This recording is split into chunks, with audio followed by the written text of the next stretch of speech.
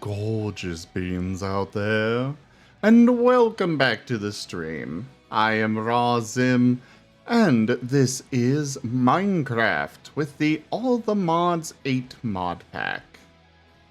We're gonna be chillaxing and enjoying this while we also listen to Rygon reading stories, or reading the Dark Side, playing the Dark Side Detective 2.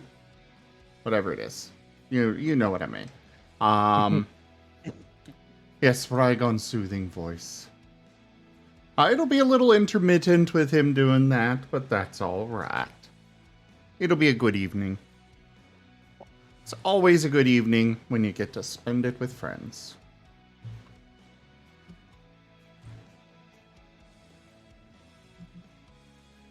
And Toshime left. Toshime, you are one of those friends, so you better get your butt back in voice. unless you need to go, then okay.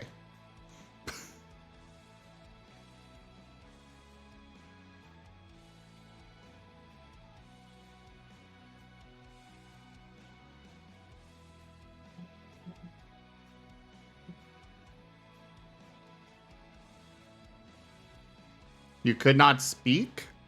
Oh.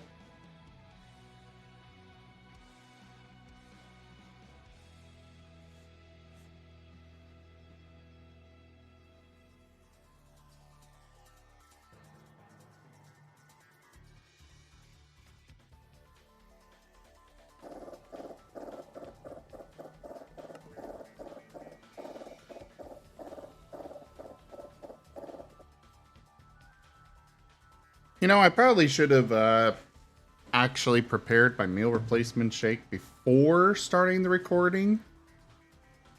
Oops. Huh.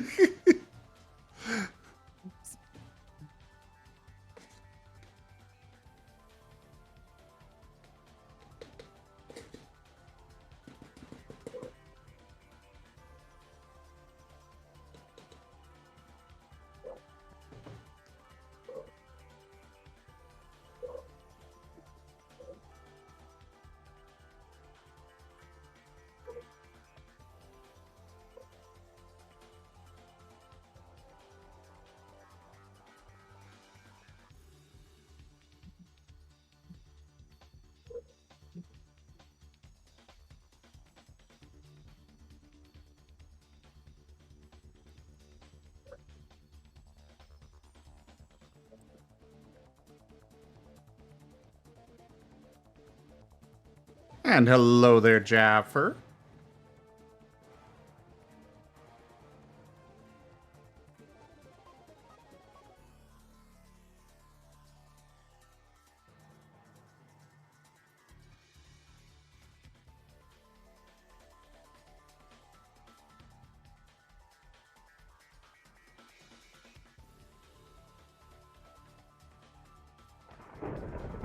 Wait, did the head pads not work?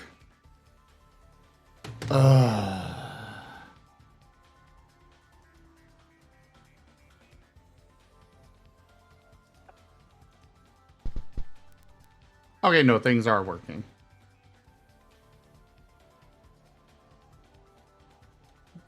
I guess I just missed the sound effect.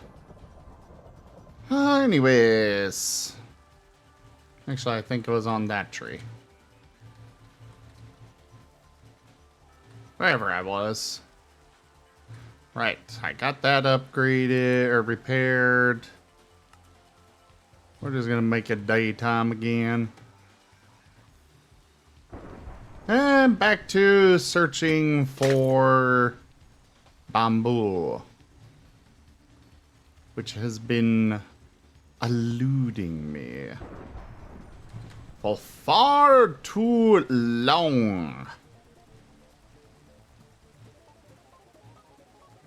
I will definitely say I was not expecting bamboo to be such a rare resource in this game.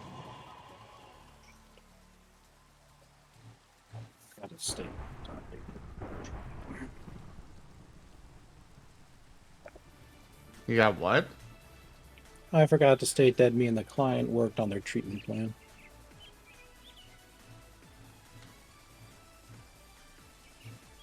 Can you append it onto it, or? Would require an amendment, but I can't do that until I think it's approved. Oh. So I'll probably just ask my supervisor if she could unlock it real quick so I can add that bit.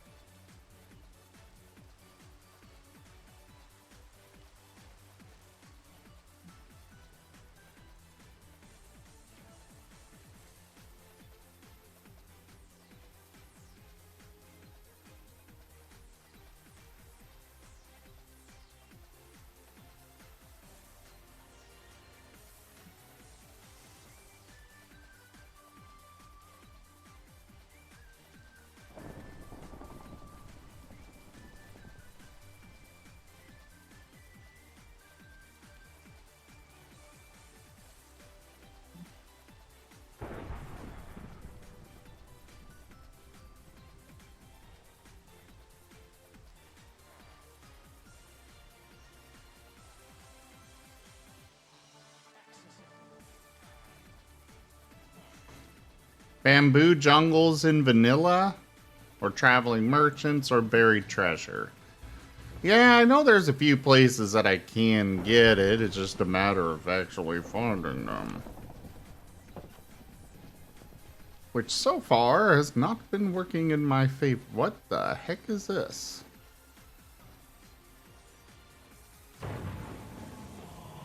Lord Toast Zomquabi, the really cool, has awoken. That's a name. One of the mods adds bosses to the game. A saucer full of secrets. As far as I can tell, this is nothing more than just a giant freaking ow, ow, oh crap.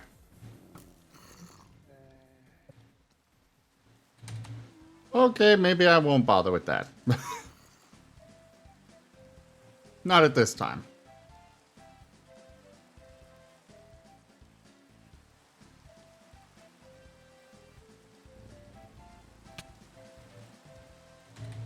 Ow! Help, villager!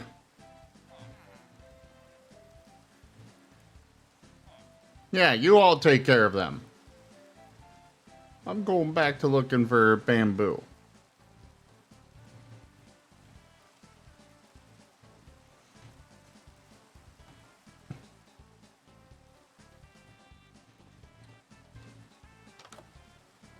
And other things of value.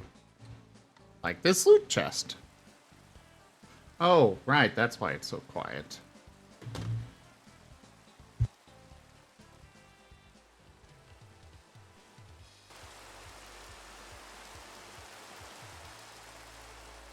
Oh, I wish, Polden.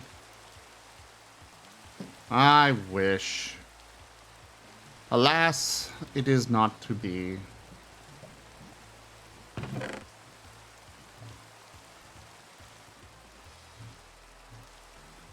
Everyone could use a little lycanthropy in their lives. I agree.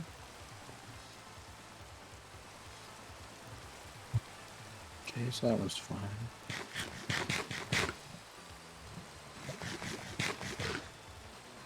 Well, what kind of lycanthropy?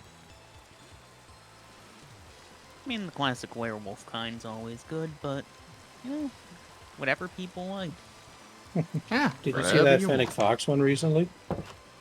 Wait, what? I don't think so. I'll have to see if Yeah. I can find it and show it to you. That would be pretty cool. I want to see it too. Sure.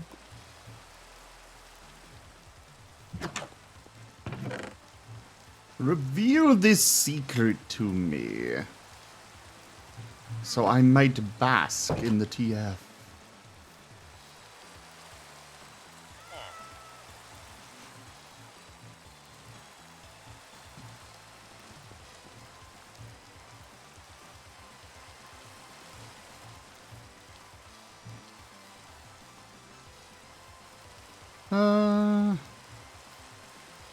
This is an interesting little house. Polden says, one of the things I most enjoy in life is supporting my friends and others who are struggling, being there and trying to encourage them. And then, oof. Hey, oof. Yeah, I mean, there's actually a little thing I remember seeing recently that stated, and it was like this monk fellow.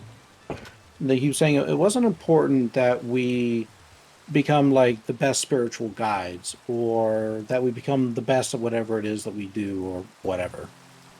He stated that the only thing that's really important in life is, and excuse me if I'm quoting it wrong or remembering it wrong, but essentially he said the most important thing in life was just to be simply satisfied with living life and doing what you can to help others around you reach that goal as well.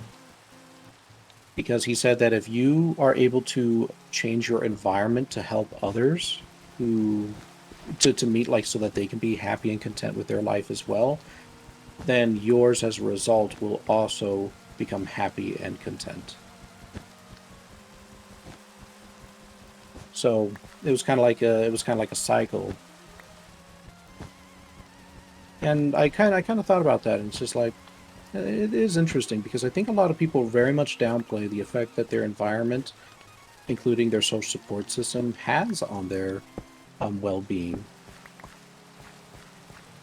Now, don't get me wrong, it's important to have individual strategies and to take some responsibility for your own mental health and happiness and satisfaction. But a part of that responsibility also means just simply making the world a little bit of a better place, so that way it's a place you want to live in. And never underestimate the power of a simple positive word to somebody. Indeed. Does anyone here know the concept of emotional transference? I am not familiar with it. I've heard of it, but I can't say I have much more than a very passing familiarity. Okay. Emotional transference is a fairly basic concept in psychology, whereupon if one individual within a group demonstrates some kind of emotional state, then others within that group will adopt that emotional state. In other words, you got Anger McAngerson, over there being grouchy in the corner, then everyone around him will also become grouchy and angry as well, even if there's not necessarily anything for them to be grouchy or angry about. But the opposite is true as well. If they are happy and they do their best in order to, spread positive emotions around them, then others around them will also be uplifted in much the same way. Makes sense. Yeah, and it's a very unconscious kind of process. A lot of people don't even realize that they're doing it, but haven't you ever had like that coworker or someone that they come in either angry, sad, or happy or whatever, and you find your mood kind of shifts to meet theirs? That's emotional transference. Okay.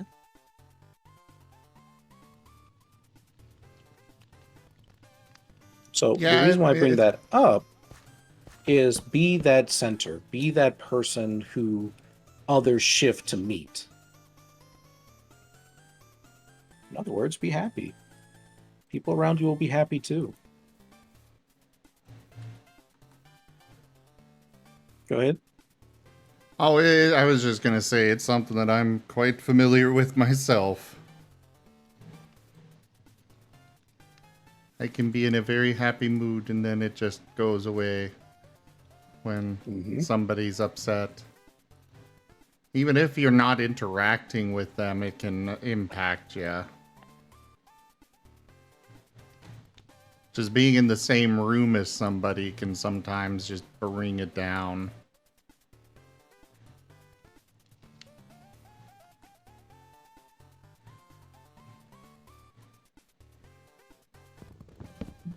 This is an individual I can't do yet, I think.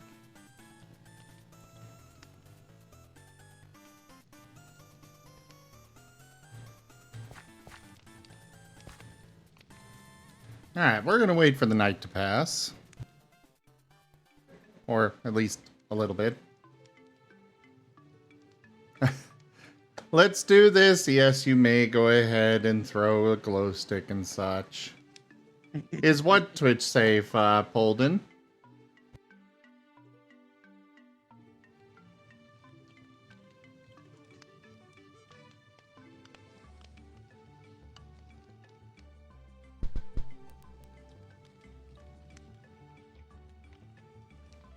While I do throw a little bit of a thing about it, I mean, those are there for you to play with.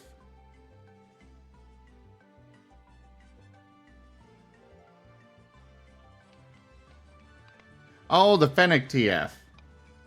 I have no idea. I haven't seen it.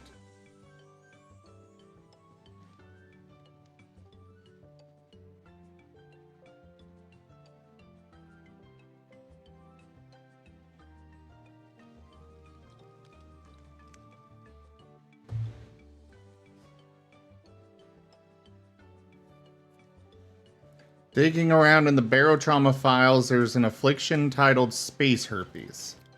Lovely, Jaffer.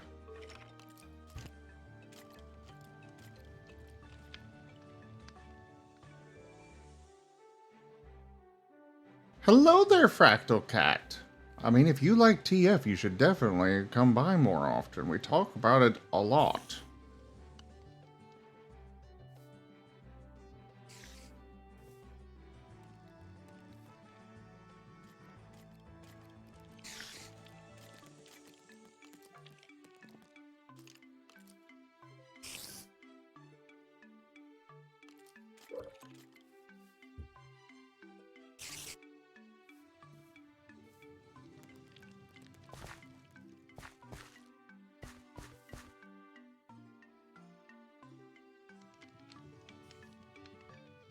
Ooh, I just noticed the time. I should probably head on out.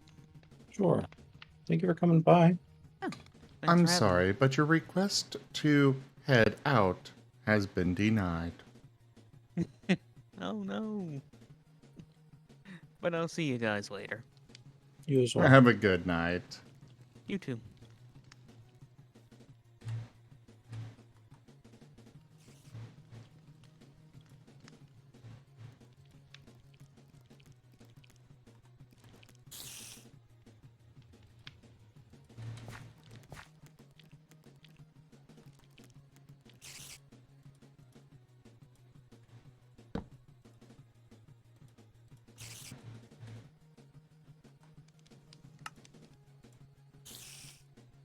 I have discovered I have the resources to make a sleeping bag. Which is definitely going to help with this whole, adventuring and stuff.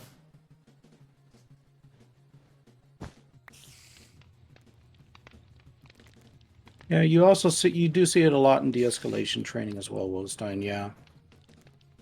Such things as like one of the things we've been trained to do as counselors, as well as, other similar jobs, is the talk low, talk low, talk slow. Because when you talk like this, even in an escalated situation, people are driven to mimic. And as a result, their physiological uptick will begin to smooth out and calm down.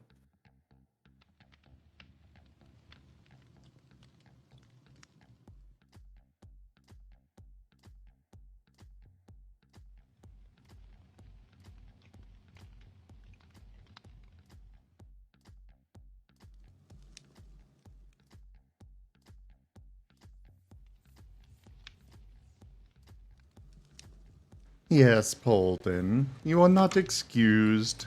You must stay and relish in the TF and other subjects that we get up to discussing here forever.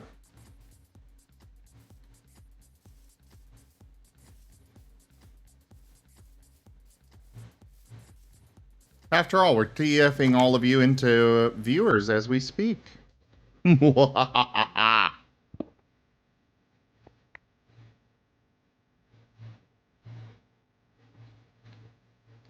Dragon? Yep.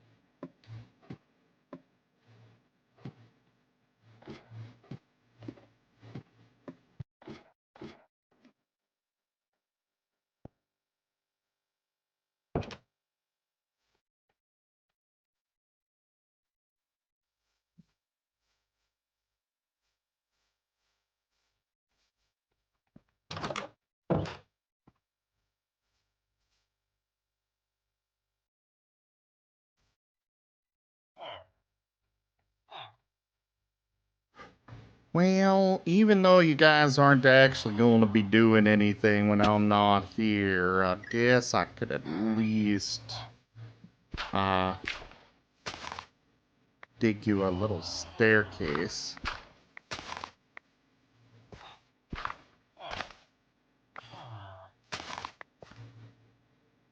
There. Enjoy.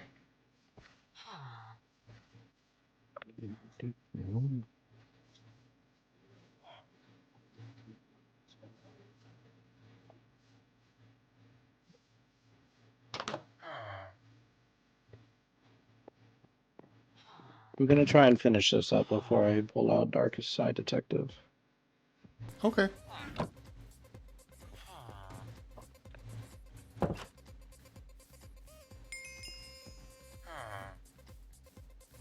I will definitely not discourage you from continuing on.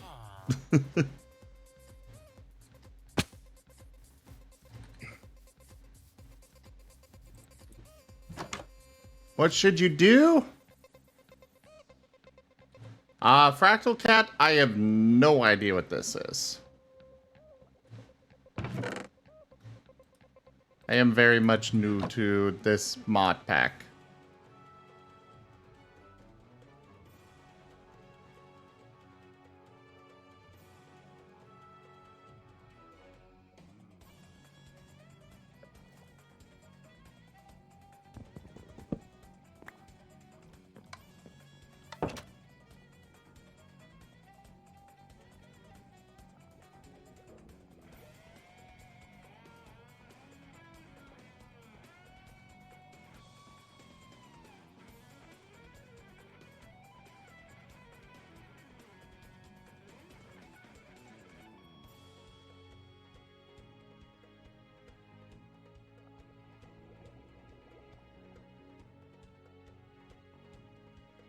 It probably is Fractal Cat, but I have no idea how the mod actually works. Basically, all I know about the mod is it exists, and I've seen a couple of weapons that had a socket. But nothing I craft actually has one, so... Oh.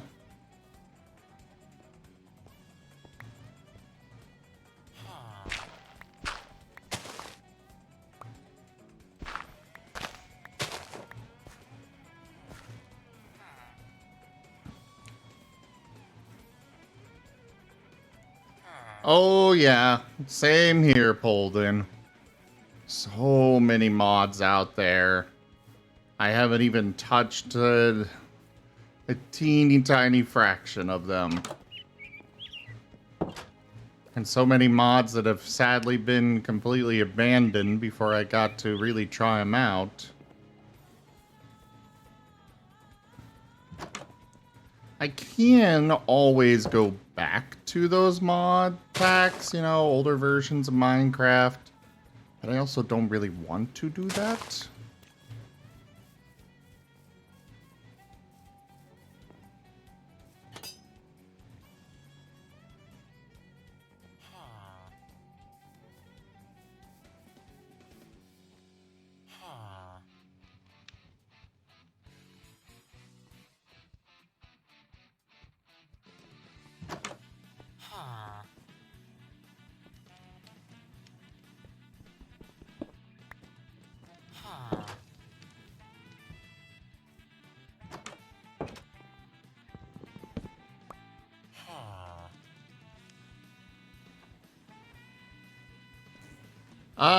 I'm not sure if Millionaire is still being updated, but I do know that,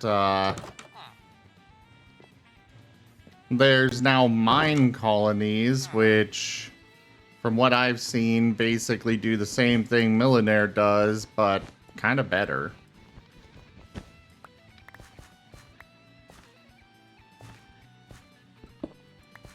Yep, I stole their job.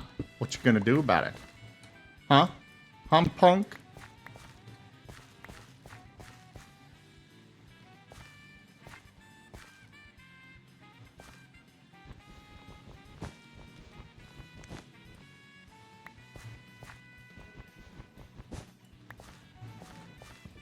I will say I haven't had much experience with Millionaire. Every time I've tried to play with it, it was just a broken mess.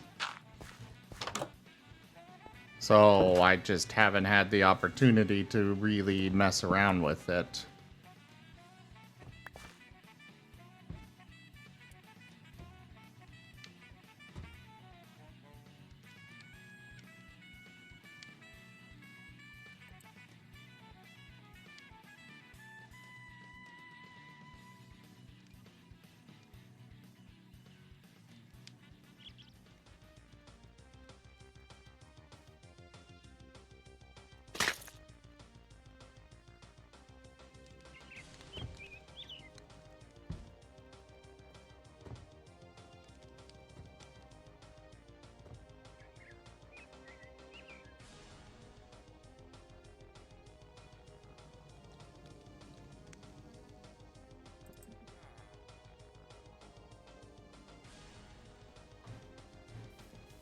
Millionaire replaces mine vanilla villagers and makes them more dynamic or something.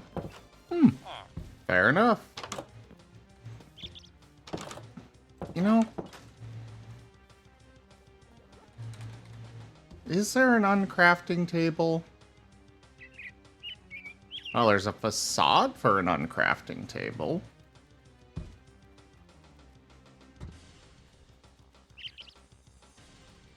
Ow.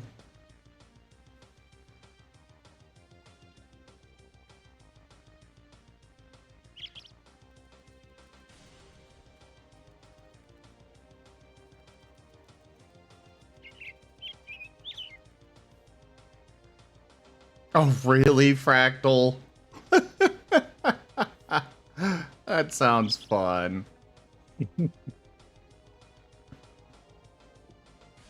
They made a mod where if you eat a TF trigger, you become a yinglet.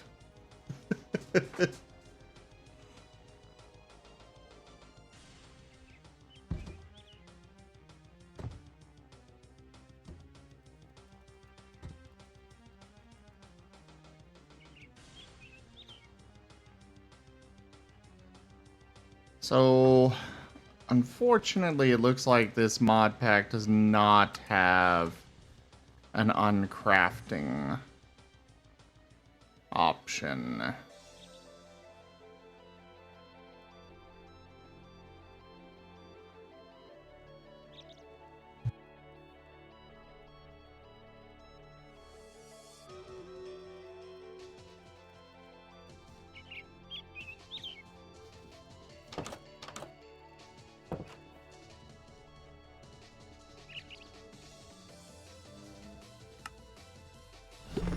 Our community grows.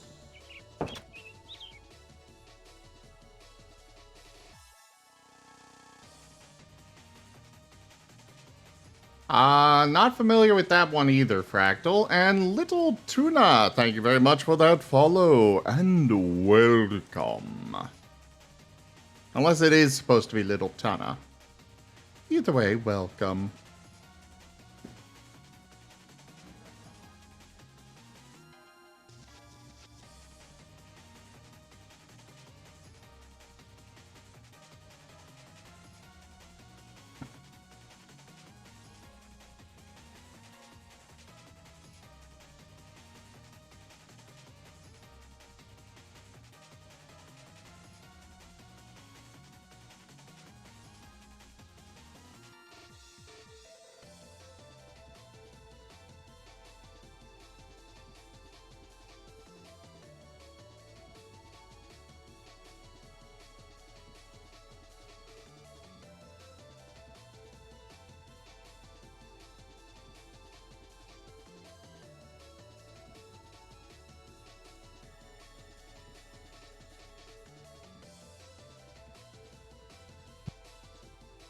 That's fair, Little Tuna, and thanks for placing troops for me with Stream Raiders.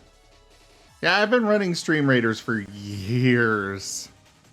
I got in shortly before well, actually quite a bit before they had the full release of it. But the open beta or whatever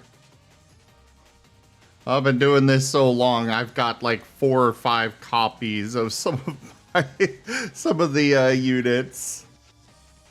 But thank you for that follow.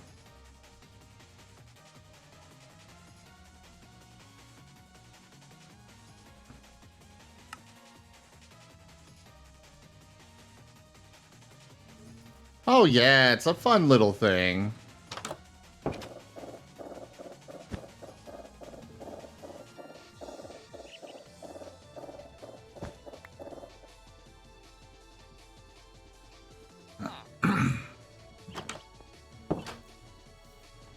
Alright, let's finish looting this village for everything we can get out of it.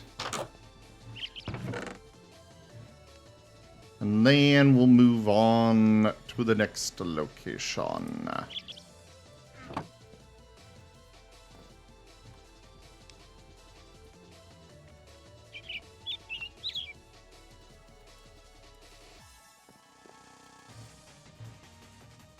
Hi, birdie. Bloop. Bloop. Bloop, bloop.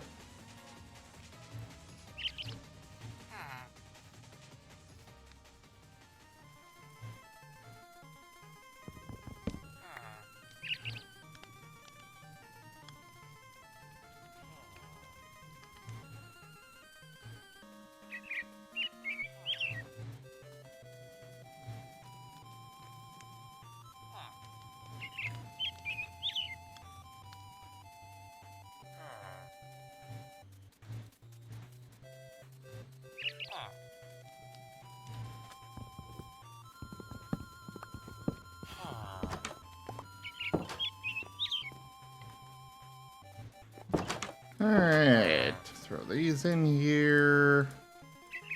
Take this back out. Ah, hey, another storage crate. We'll go through it later. Wouldn't you get out of my way? Duke. Oh, Jeffrey left. Oh.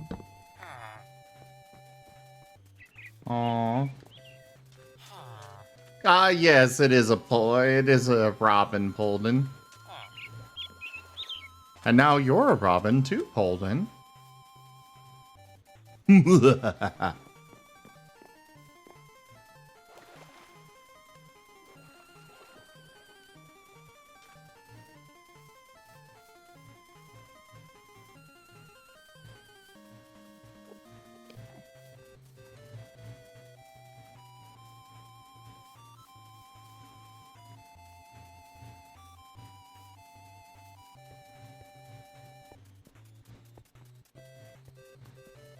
Do do do do do do do. I don't know why this area is all frozen. I think I will avoid messing with it for now. Actually, I think I might need some of this.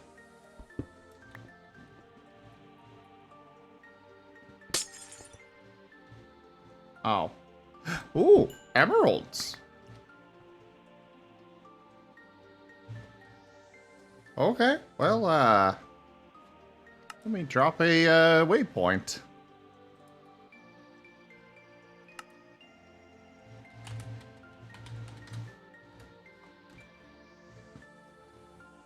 We'll come back to this.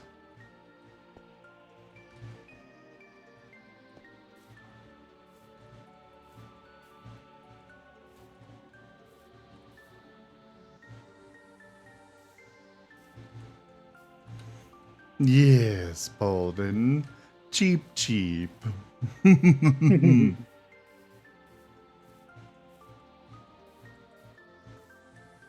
Duke, Duke.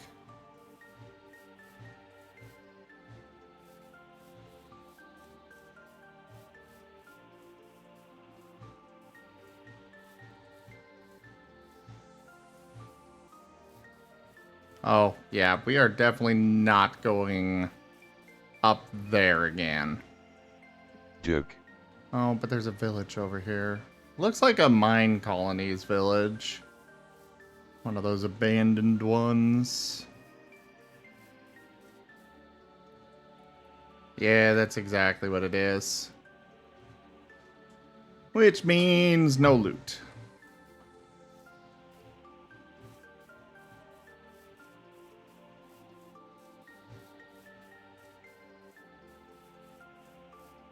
Do do do do do do.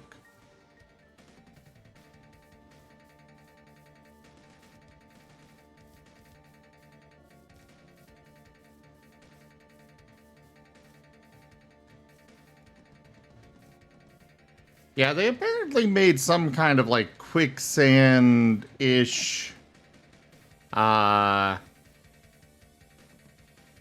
some kind of quicksand-ish snow that you sink into. I don't like it.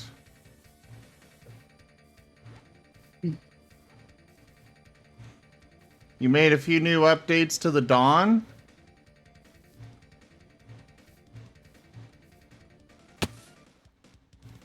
Oh, powdered snow is what it is?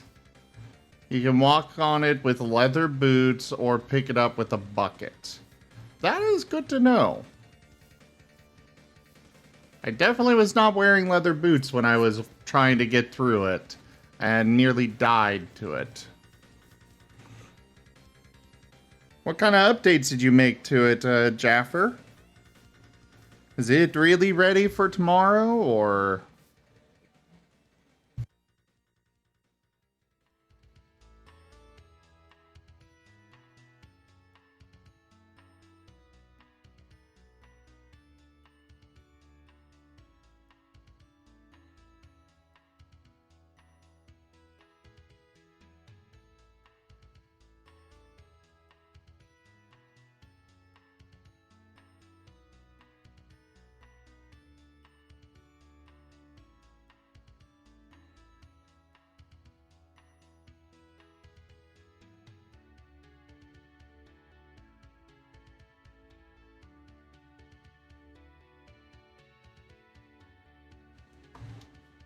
Well, pulled in, what you should do is, you know, reverse it on Iothisk. Drag him in here. Yeah.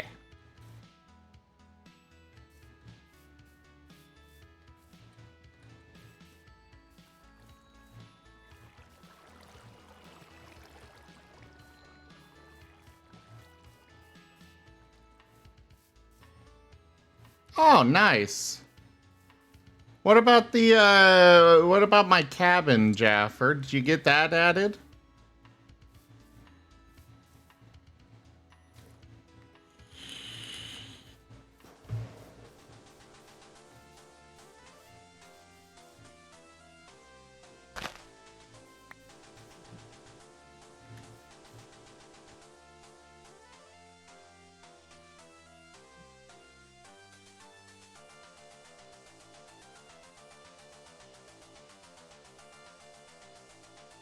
Well, yes, I know I have a bridge. But I'm asking about my cabin.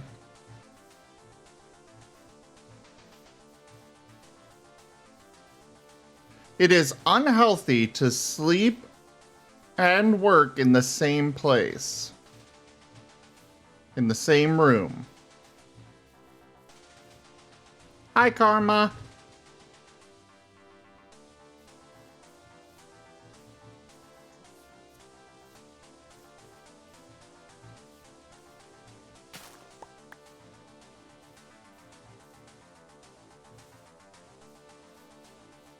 Wait, you expect me to go down and sleep with the crew, Jaffer?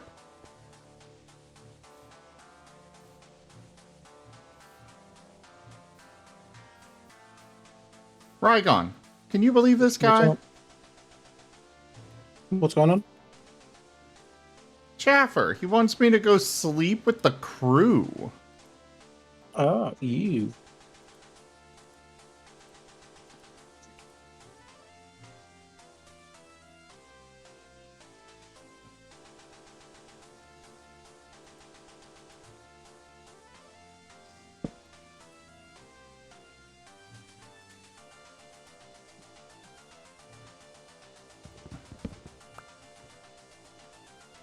Well, I like you all, but I have standards.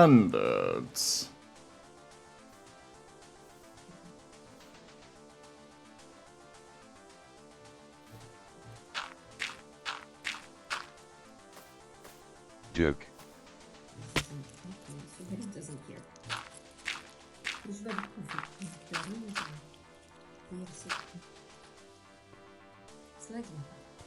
And if you're not a bunch of animals right now, you will be soon, Polden.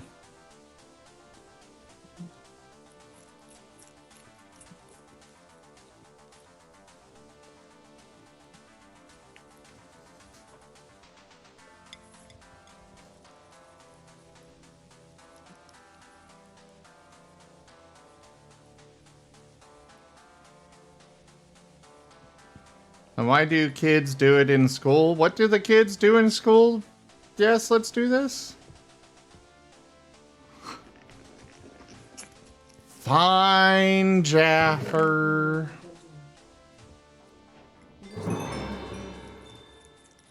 A true source of evil? Oh. Oh no.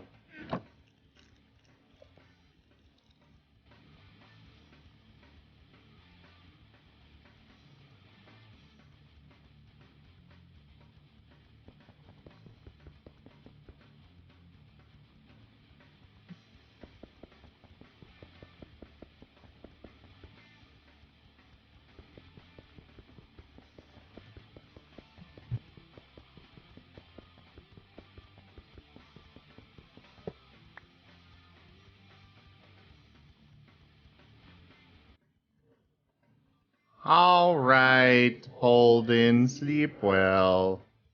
Have a good rest. And thanks for coming by.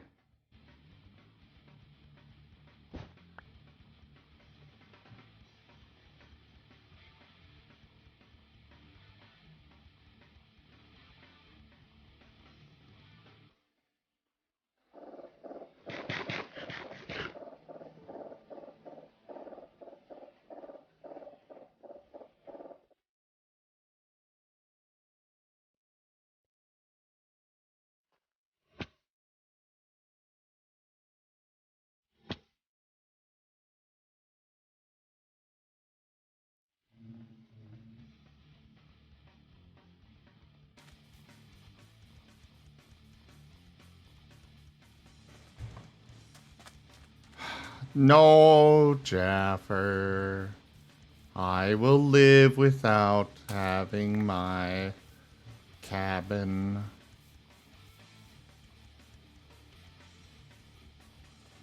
Not happily, but I will live.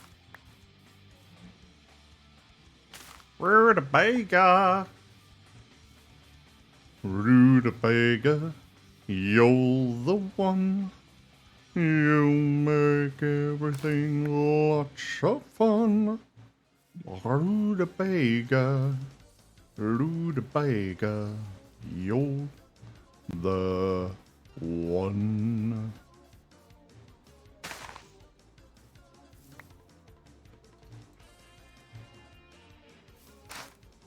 Okay, I can replant these.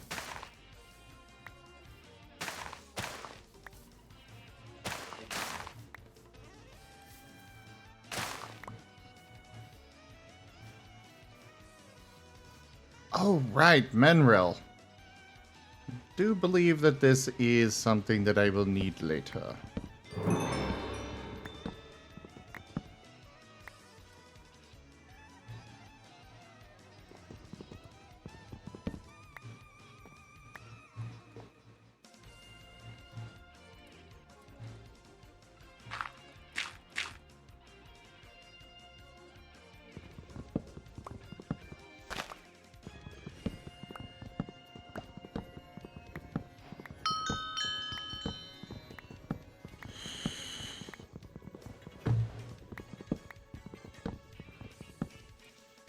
You have a question for us all, and okay, what's your question? Yes.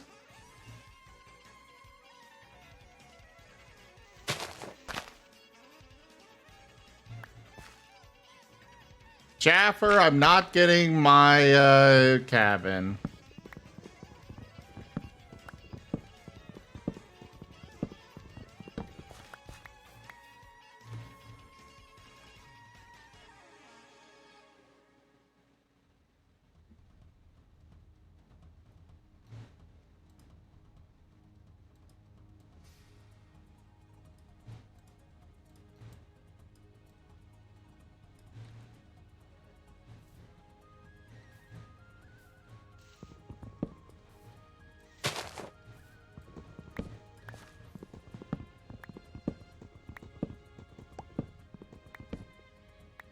If you were any type of mob, what would you be in Minecraft?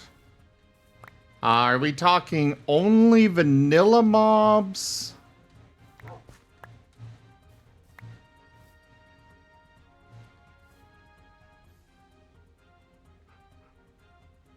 I'd be one of those. As there happens to be a wolf right next to me.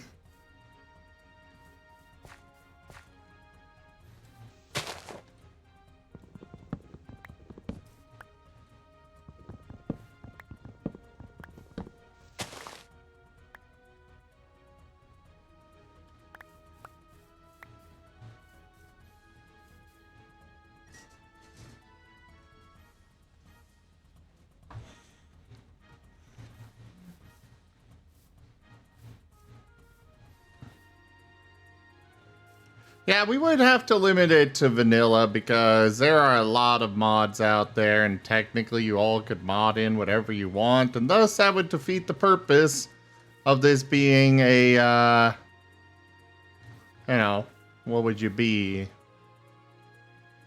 in Minecraft? Okay, I did not get one of those saplings. I shall have to try again later. Right now, though, there is a village to loot. Maybe. Oh, that's gonna be a lot of work to get up to. I think I could go without looting this village.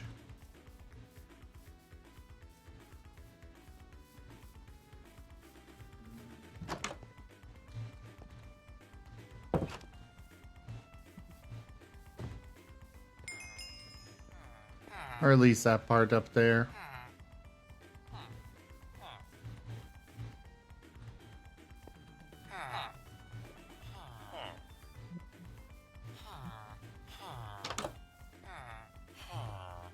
I've already got one of those cartography tables.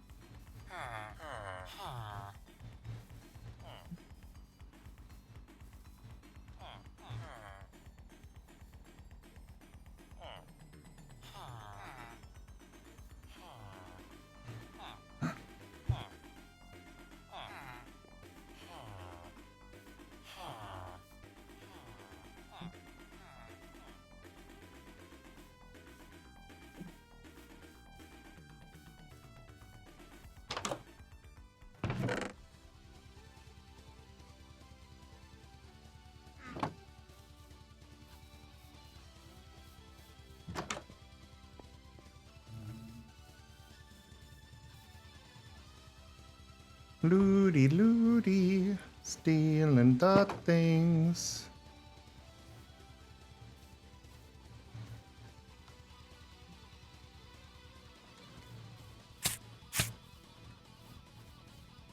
So Rygon, What's up? what Minecraft mob would you be? Like what kind? What's my restrictions, of any? Only vanilla. Elder Dragon. The Ender Dragon. I kind of assumed Yeah. you'd say that one. Because why not? It is a good choice. Yeah, Yeah, the place he lives is kind of crap, though. Yeah, that's kind of why I decided against it, is the fact that he's kind of stuck in this dark void of nothingness. Hmm.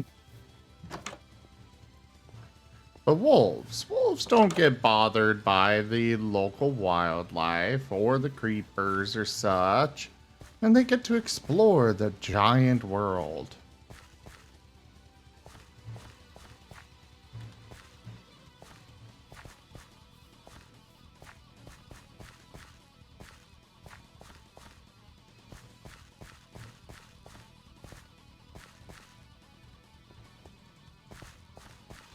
You're right. It did not. We did not specify where it would be.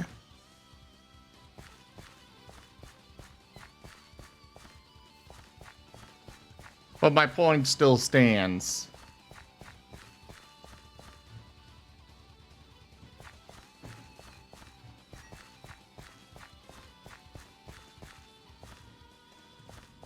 Aw, Kenku, you want to be a pet?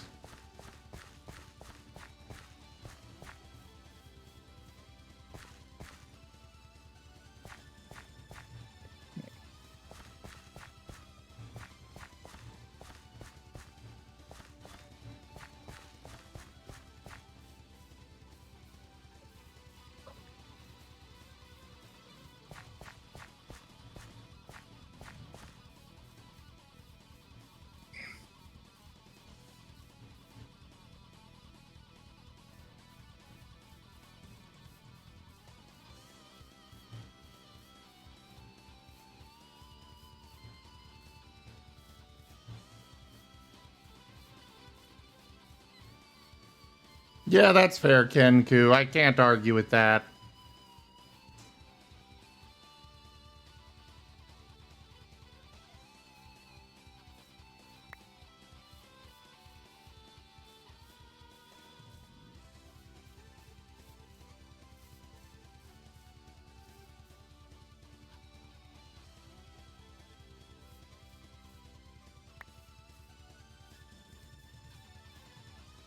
Okay, seriously, game. Could I please have... There's just one thing that I want. Just one.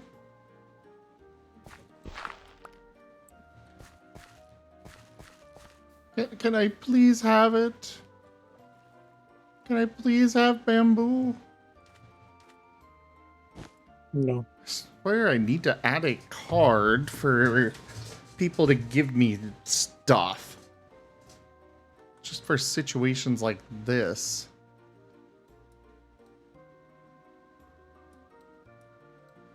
When the game just refuses to let me find some.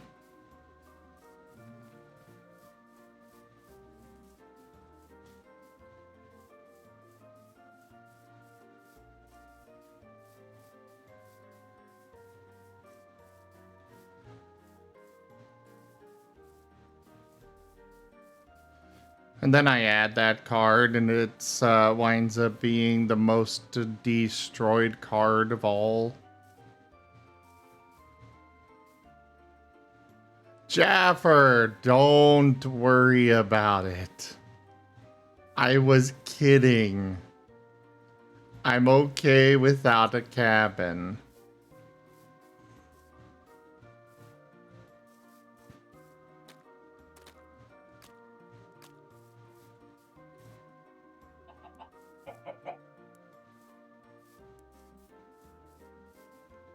Oh, I found a jungle.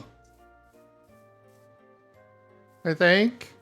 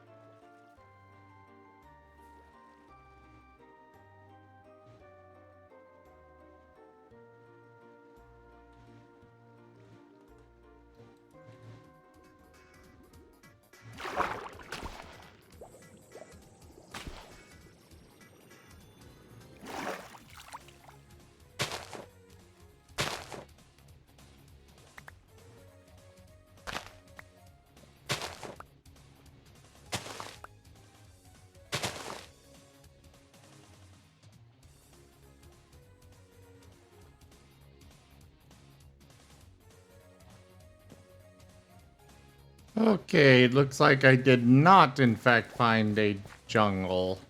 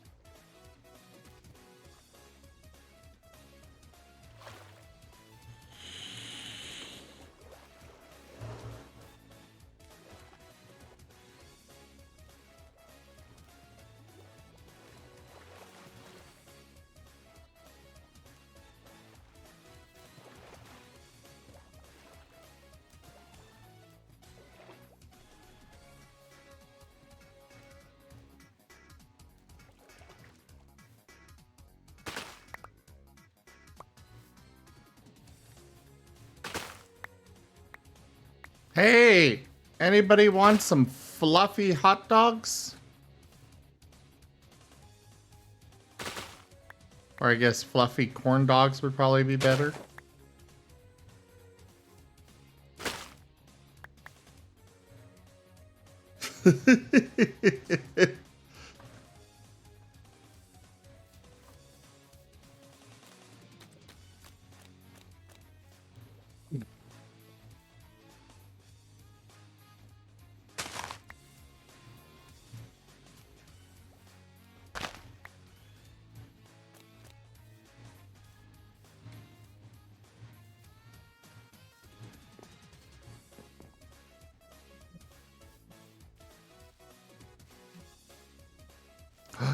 I found a turtle!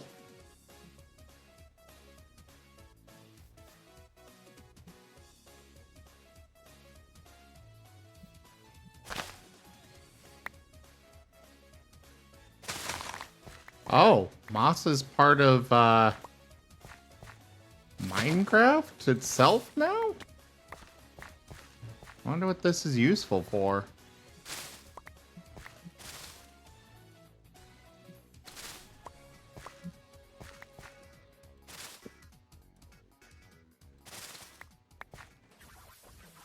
Yeah, and sorry everyone in the stream isn't super interesting at the moment. But you're all more welcome to chat. I'll definitely respond back. Just might take me a little bit because I have to swap between my note-taking screen and my stream screen.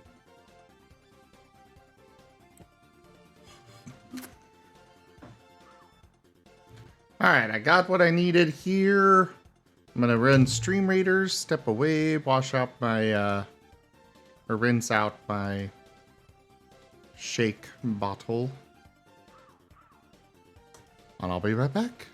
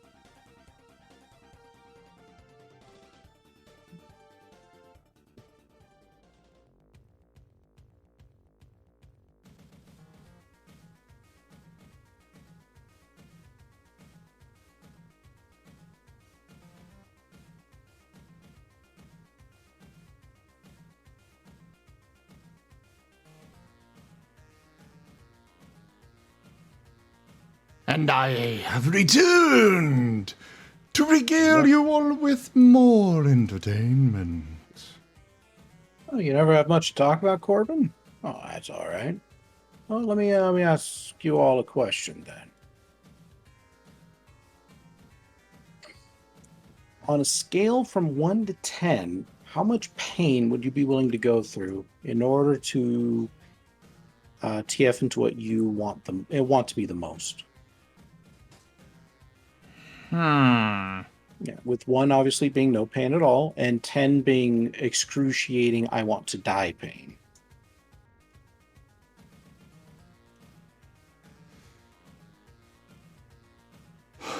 That's a tough one.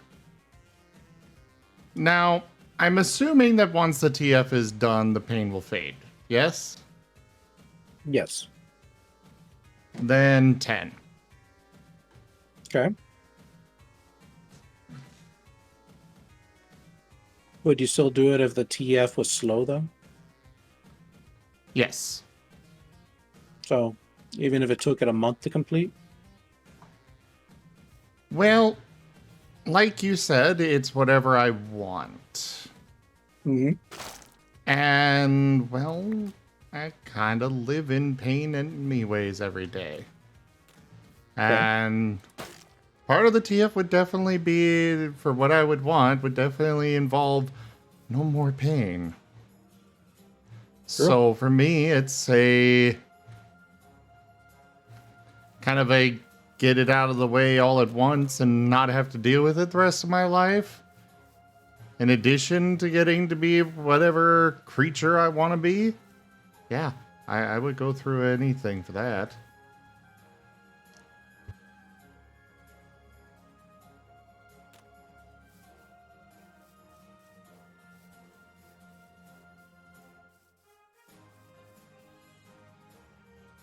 New Year's, you said it's 7 or 8?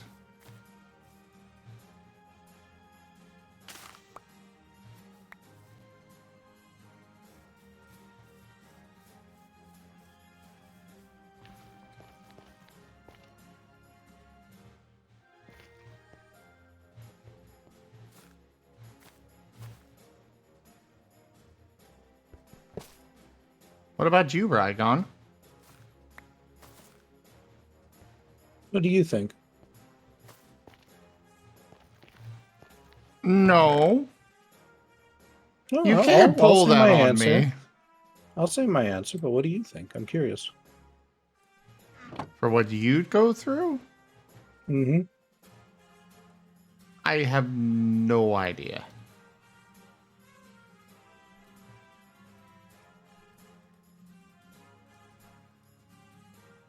Like, I legitimately have no idea how much you'd be willing to go through. Me.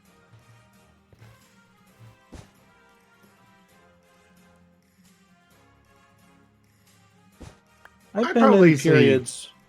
Go ahead. If I had to hazard a guess, I would probably say 10 for you as well. Kind of the Okay. same or similar reasons as to why I would. Okay. Because I would assume that you would not want the ADHD to remain part of you, you know, something that you've got to deal with. I would agree. And yeah, basically that's kind of it on that front. Okay. I've been through periods of extreme sustained pain for periods of time. Tooth pain, for example, has been one. At one point, I almost died, at least according to the doctor, for another. So, I mean, I could probably do it for a while. A whole month? I mean, maybe. But I think at least for that one like excruciating tooth pain, I think I managed to last through it for about 3 or 4. So if I could manage that, I could probably manage, you know, that overall whole body thing. Well, part of it for me is also the fact that you know it's going to end eventually, and you're going to be much happier at the end of it. That's definitely And the that hope. would, yeah. The hope is, anyways, that you'll be happier at the end of it. So at the least, you've got that to help you get through it, keep your morale up and such. Yeah. Yeah, I'd probably be able to get through it, and that's definitely not a tough guy sort of thing. It's just straight up, you know, I've endured extreme pain before. I could probably do it again.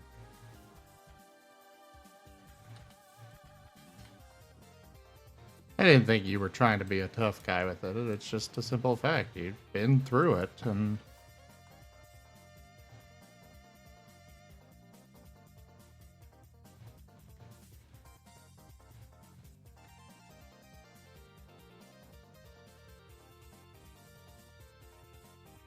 prior issues seem to be a big indicator.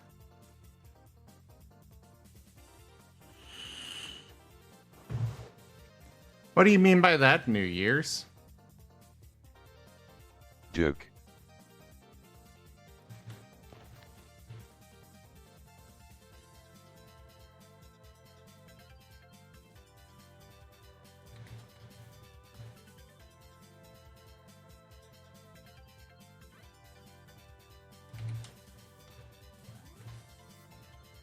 Something to also kind of take note. Like mental and emotional pain are also processed in the same part of the brain as physical pain. So, like, considering I've been struggling with my shit for a very, very, very long time, you know, I'd say based on that, I could probably survive as well. Yeah. I, for one, believe in ya.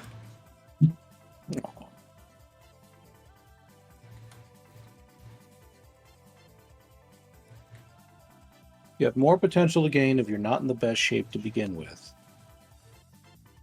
Oh, yeah.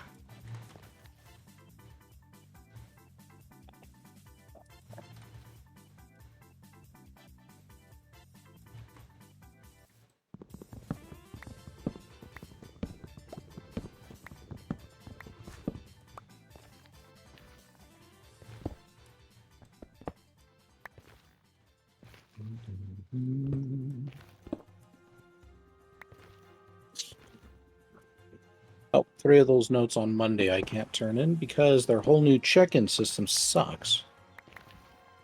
Oof. Yep. It brings them to the system depending on when they were checked in. So if I were to say see a client at 2 o'clock and they get checked in at 2:01, I technically can't put in the note.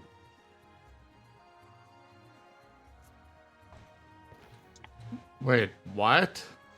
Yep.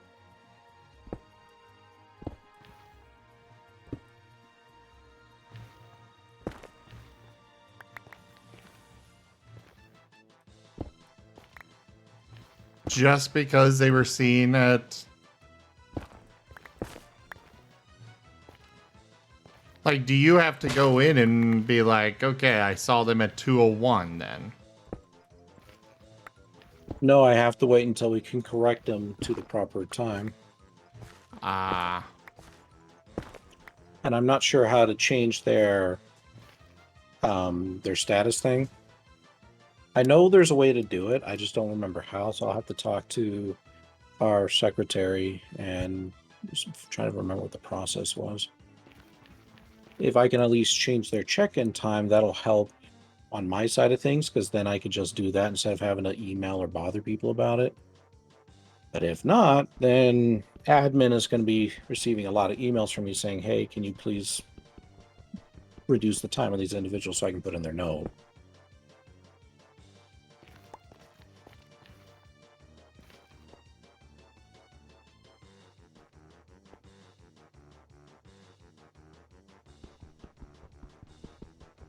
Well, New Year's, Rygon did say you could be whatever you want with this hypothetical. And well, I would want to be my persona. And my persona definitely does not have the same problems I do.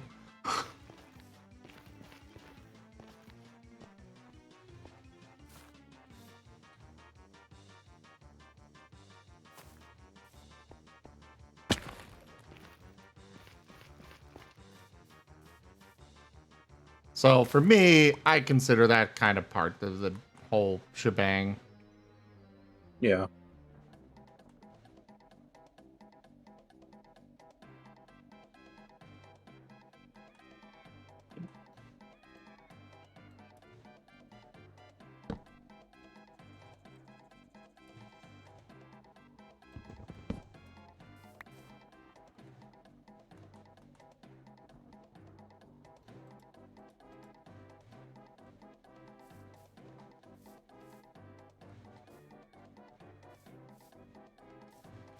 But either way, it's still only a temporary thing.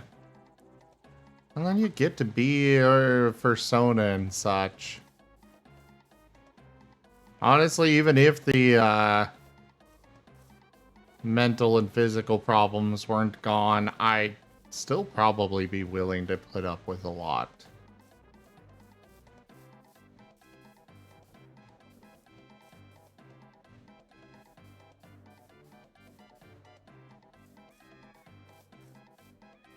Just so I could be myself.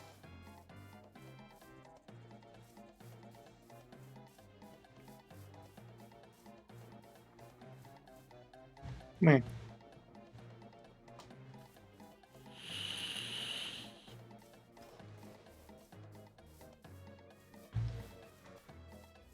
Duke. All right. Second question. So you TF into the thing that you want to be. Well, I'll probably assume that it has a muzzle or some sort. How would you eat your food? Like, suppose you got yourself a sandwich, right? I don't care if you like sandwiches or not. This is hypothetical. How would you eat your sandwich? I mean... that is a very good question. It would definitely take practice to get back, to learn how to eat properly. So it would probably be more of a simple matter of just practicing at it. Mm-hmm.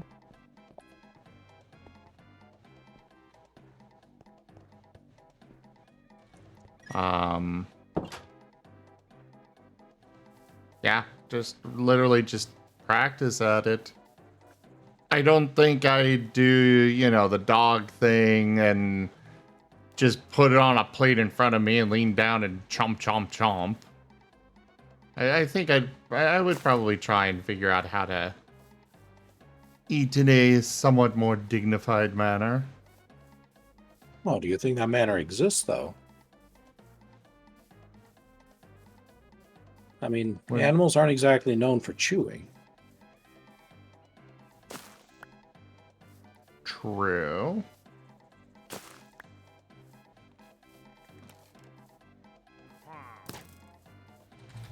Oh, crap. Pillagers! Wait, have I been here before?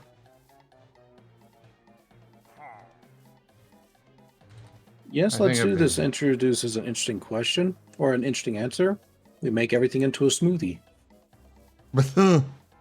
Definitely not an option that I want to go down. I like enjoying the variety of flavors rather than just have everything taste, you know, everything be blended together.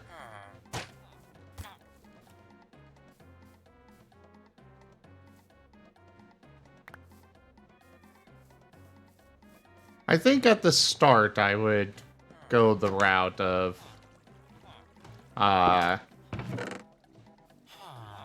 you know, freshly TF'd, I would probably be going that route of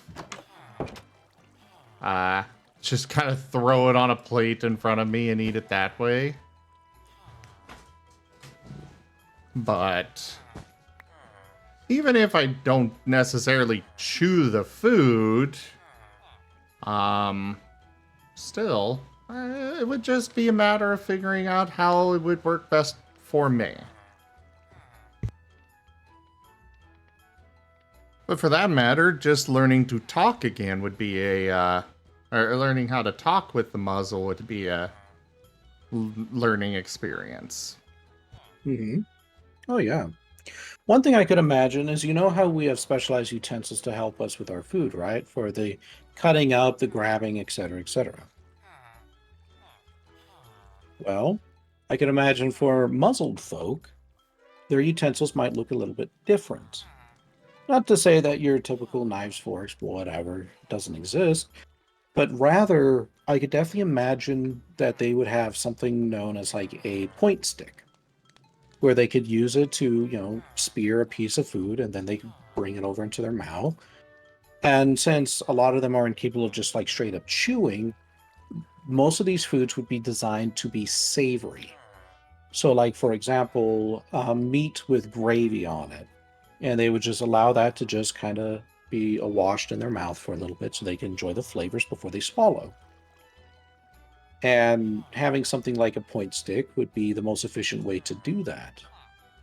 So, a lot of their foods would be a lot more tender, probably a lot more saucy, for example.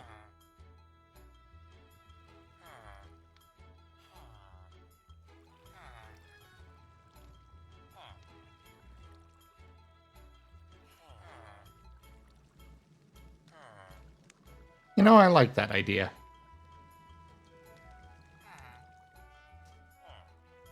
Though I will say the way you described the point stick kind of sounds like a standard fork. Maybe a bigger fork, but still. Maybe. But you can kind of think of it sort of like this. When compared to the elegance of, like, say, the point stick versus the fork, what do you think the primary usage of a fork versus the point stick would be?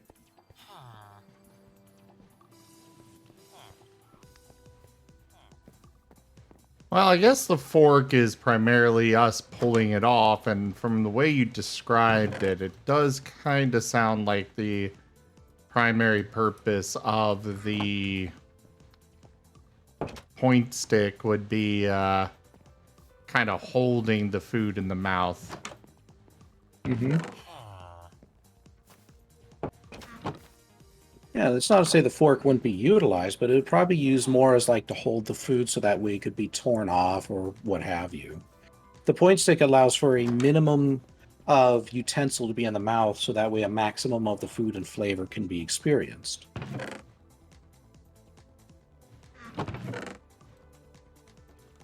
You just go to a restaurant and there's a bunch of anthros with sticks poking out of their mouths.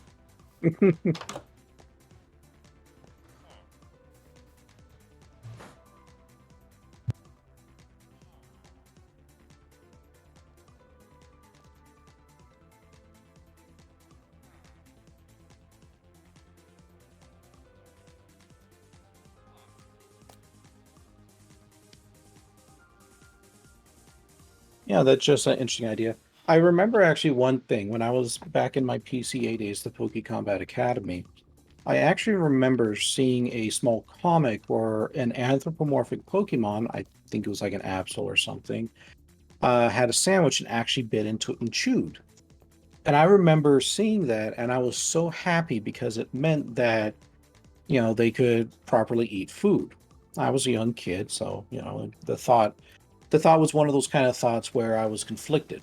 Like, I would like to enjoy these kind of things, but what if I couldn't enjoy food?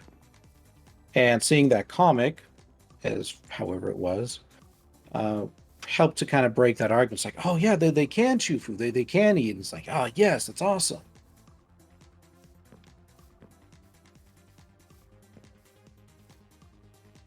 I personally feel like an anthro would be just as capable of eating.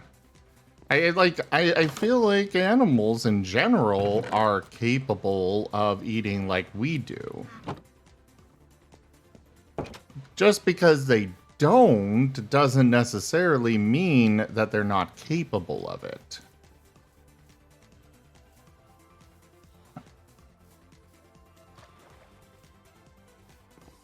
It does More than depend on the likely- teeth structure, yes. Yeah, I mean, you'd have to have some flat molars somewhere in order to help chew and mash up the food. I would just imagine instead of it being a usage of, like, say, our cheeks that helps us to chew our food, it would be more of a usage of the tongue to help direct and keep the food in place in order to eat. Yeah.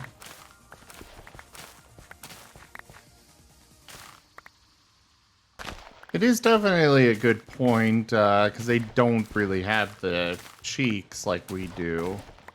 Mm-hmm.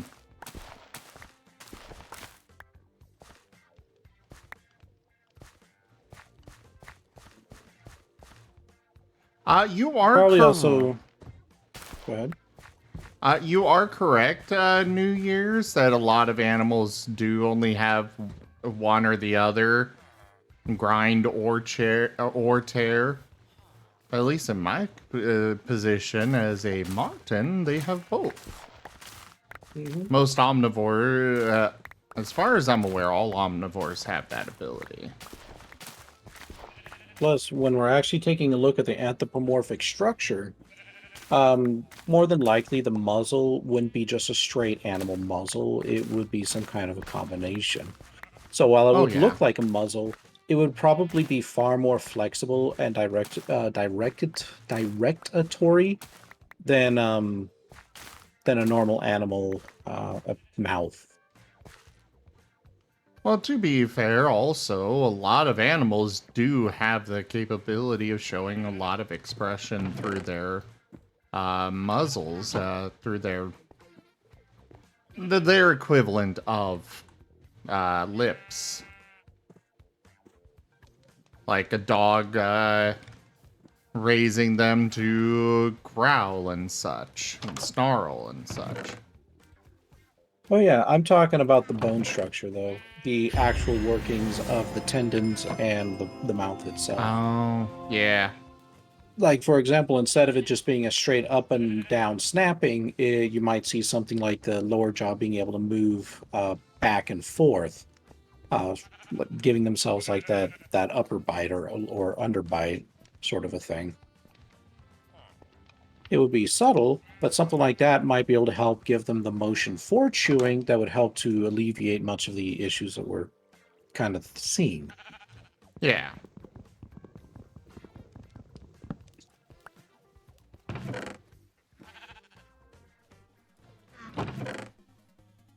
Or some of the issues that we're discussing, rather, I suppose.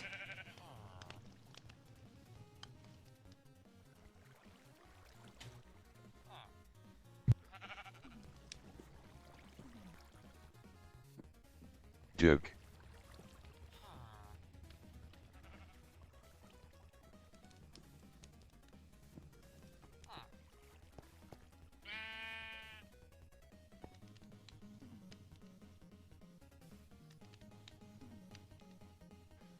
But part of the reason why humans developed the way they did is the fact that, we don't have to.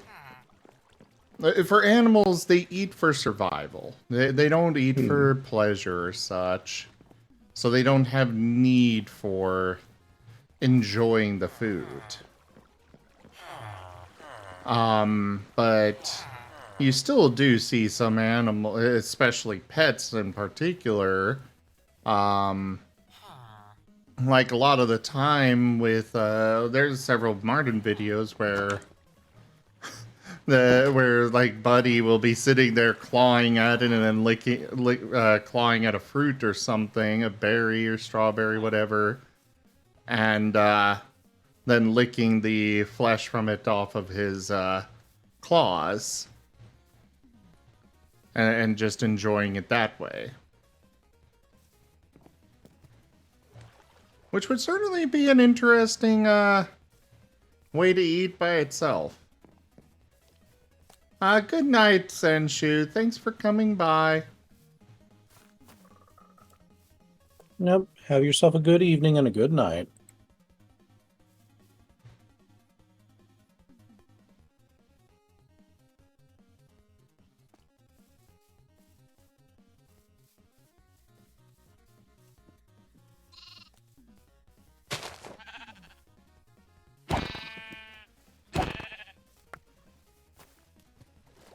Joke.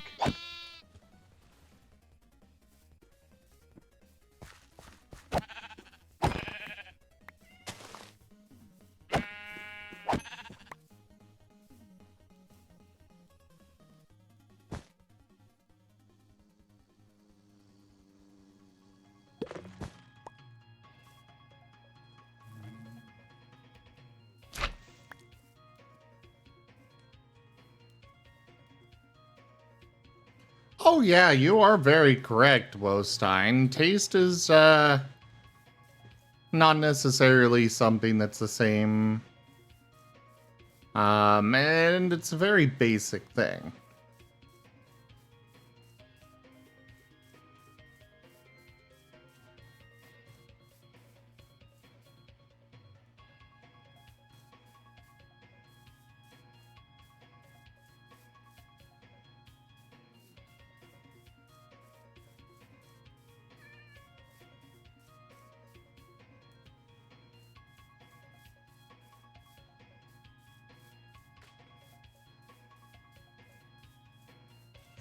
But it also, I will say, it also depends on, like, how long we have between, you know, how long between your hypothetical here and anthros being a thing.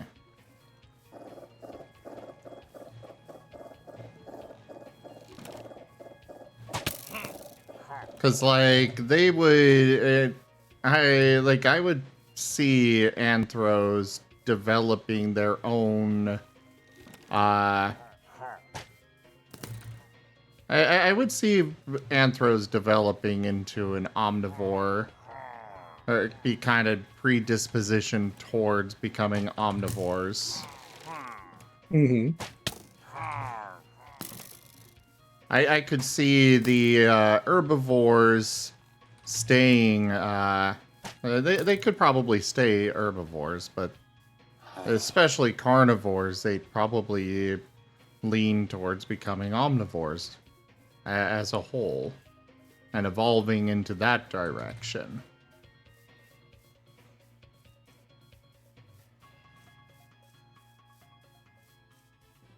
Joke. The berserk of the animal world. Thunderstorm of the tiger is killing its prey. The berserk of the animal world. Thunderstorm of the tiger is killing its prey. The berserk of the animal world. Thunderstorm of the tiger is killing its prey. The berserk of the animal world. Thunderstorm of the tiger is killing its prey. The berserk of the animal world. Thunderstorm of the tiger is killing its prey. Oh yeah, I do know that a lot of herbivores will eat meat.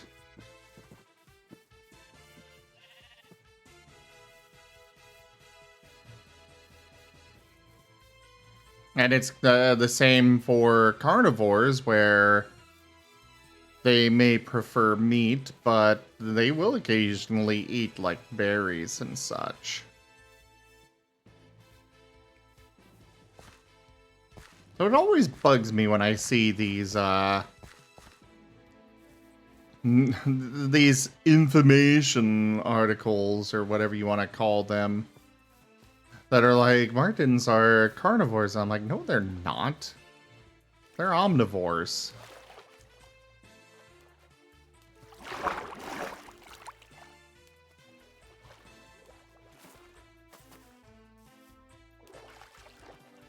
Martins are happy to eat just about anything.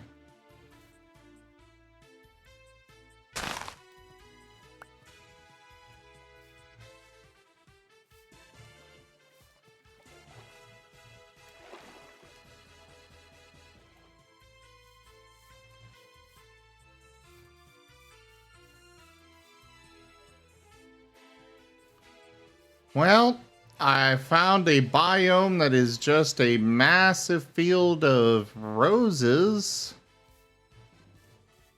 Thank God these aren't actually hurting me walking through them like other plants. You fight with both honor and ferocity. But I still have not found bamboo. It's like I just need one piece of bamboo, then I can grow as much as I want.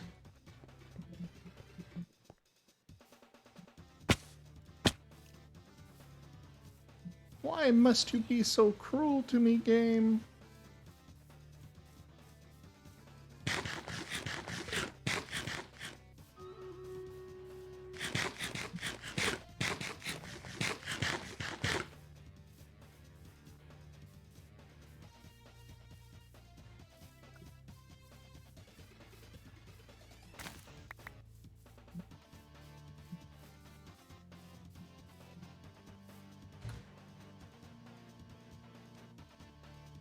Alright. Time for Stream Raiders!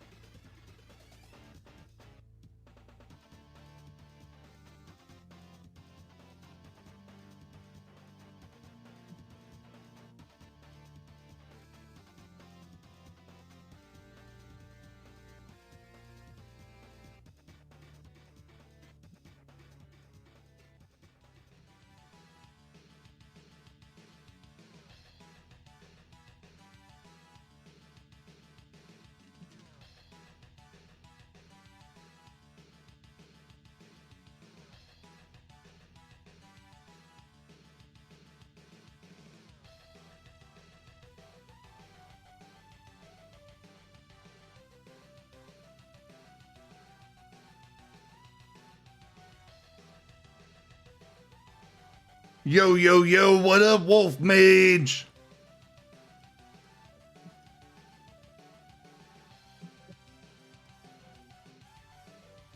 What is From the Depths, Jits?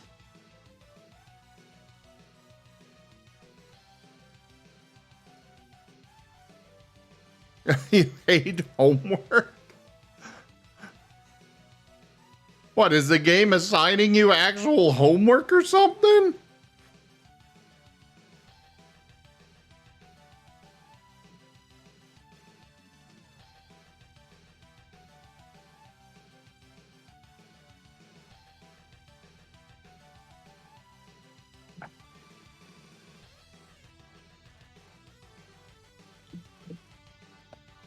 I will be right back. Sure. And explain more about what you mean by that, Jits. I'm curious. Good night, Kenku.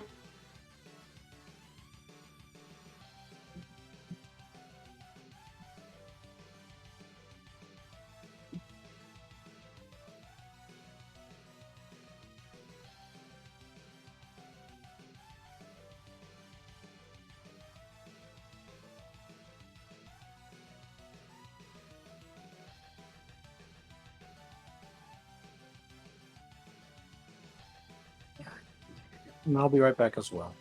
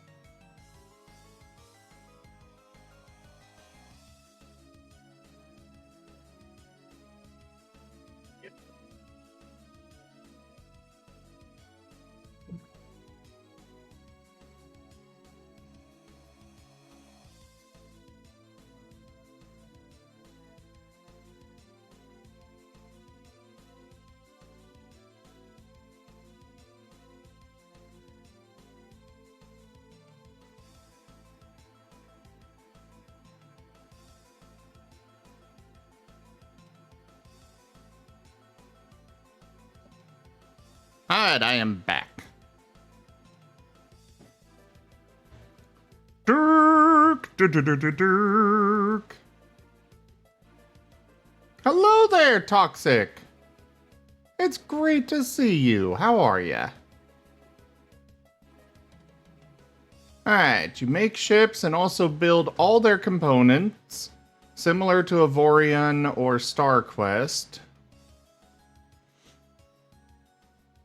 From the Depths is an in-depth ship and airship building game with a boxy grid-like frame for building in.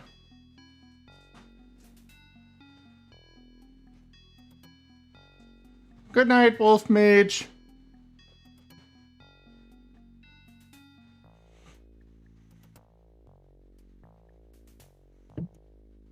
Like a turret requiring a turret well for munition storage and mechanisms for auto-loading and movement, as well as sensor for targeting data.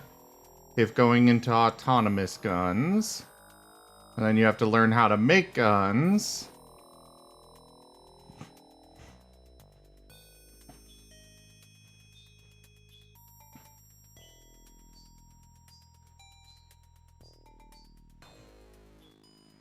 Jeez. Definitely sounds like an in-depth and intriguing game. What is this?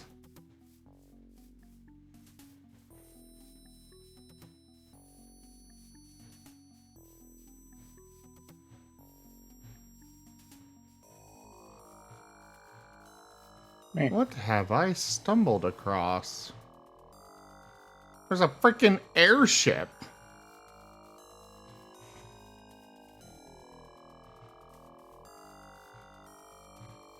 How are you, Toxic? It's great to see you again. I hope you're doing well, my friend.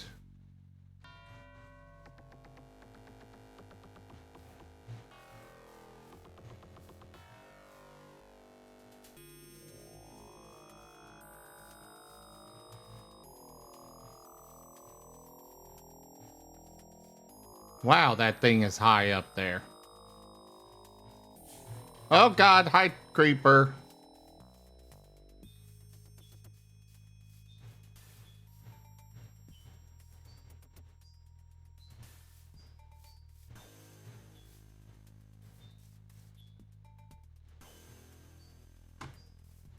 Okay, so it is really far up there. And I'm seeing some things that look like monster spawners. Which means I don't think I will be trying this in survival until I've got flying. So I'm gonna go check it out with creative. Cause I can.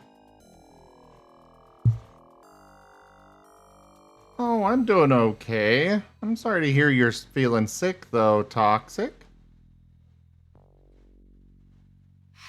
Ah, I was right. Oh, God, I was right.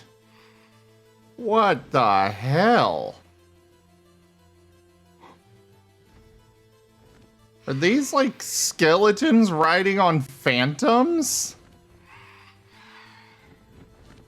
No, those are different from skeletons. So it definitely looks like they've got some bows. And there's a lot of those. I want to check out more of this thing.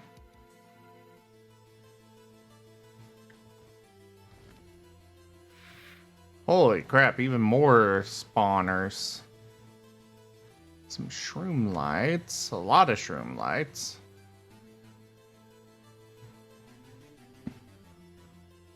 Meh. Meh. Meh. Duke. Duke. What's up? Nothing. Just hanging.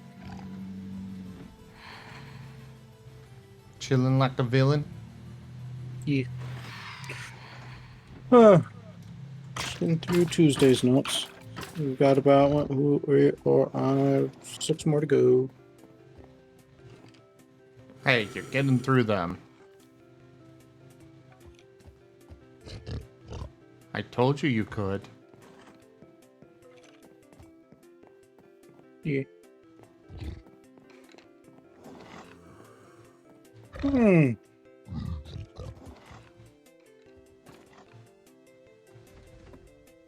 Meanwhile, I'm just...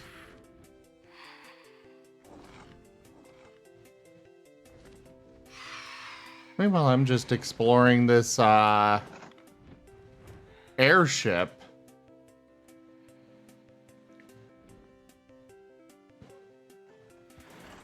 That I found that spawned into the world. I got a bunch of furnaces, presumably to be a mock-up of an engine. I wonder how far back those go, or if there's something on the other side.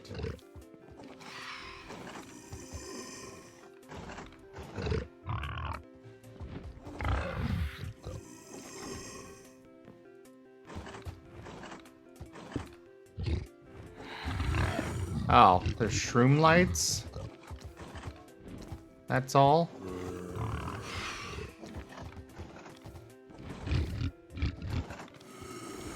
No, I don't think that's all, but...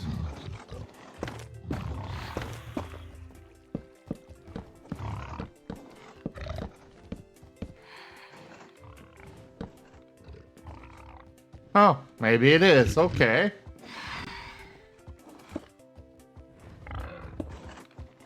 There. Holy crap, there are so many mobs spawning on this thing. Yeah, this was definitely not something I would be taking, I would be tackling yet.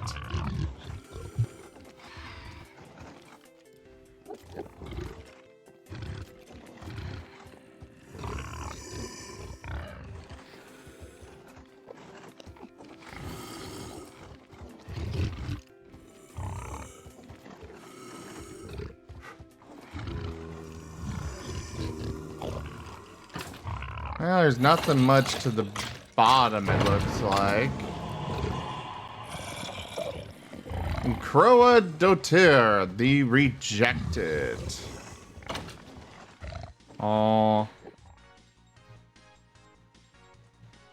He was rejected from...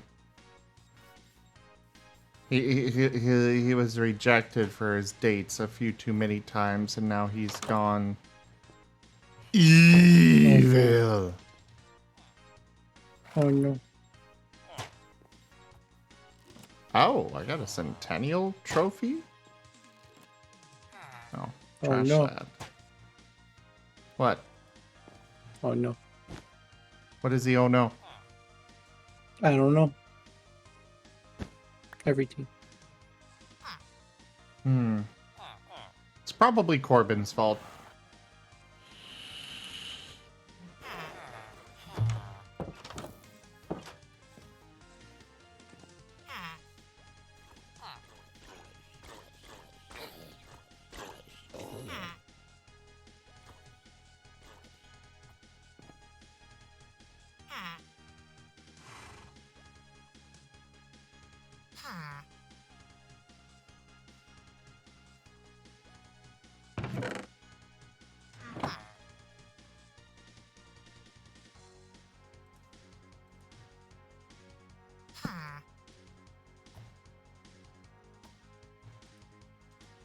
Is this something I... Oh, it's something I actually placed down. Does it do anything, or... Seems to provide light.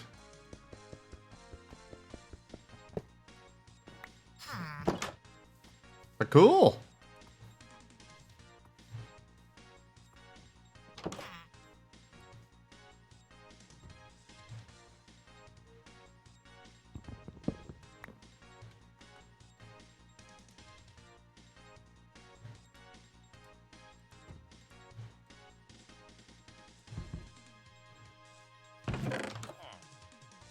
Yoink.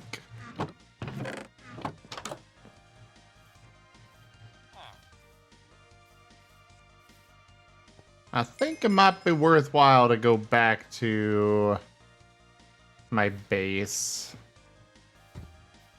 God, I am not finding any bamboo at all.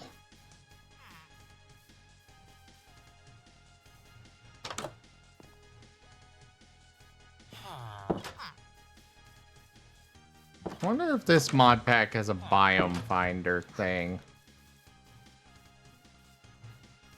I know I've played quite a few mod packs that have those, so I could possibly make use of one to hunt out a bamboo jungle or forest, whatever it's called.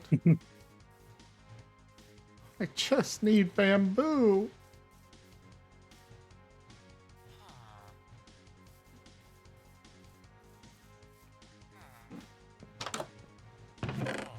I'll finish looting this village and then I will head back.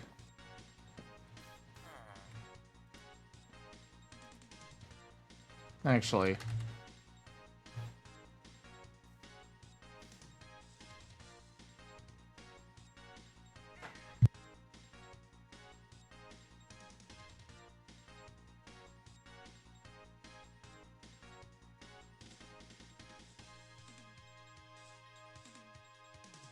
What's up, Corbin?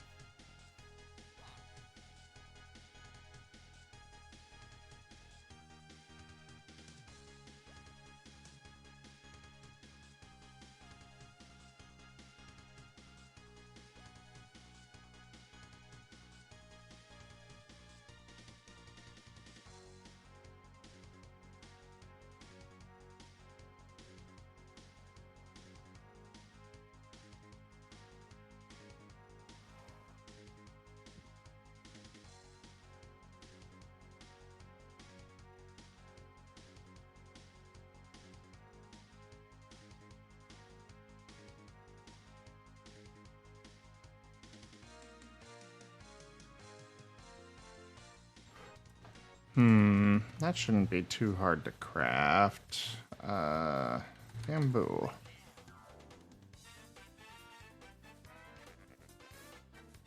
Oh, of course there's a bamboo creeper.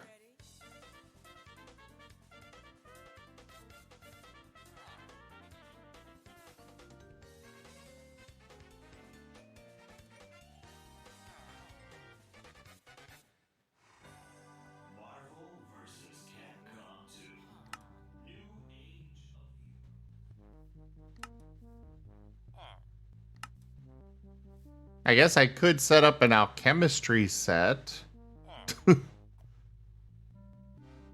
Turn some cellulose into bamboo.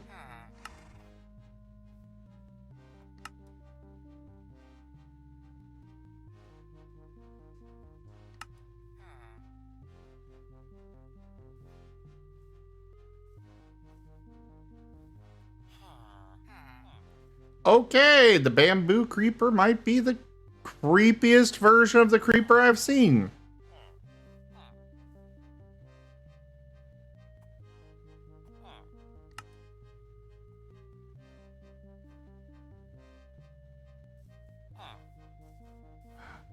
Oh, there's a chance to catch bamboo when fishing? Interesting. It's interesting. Yeah.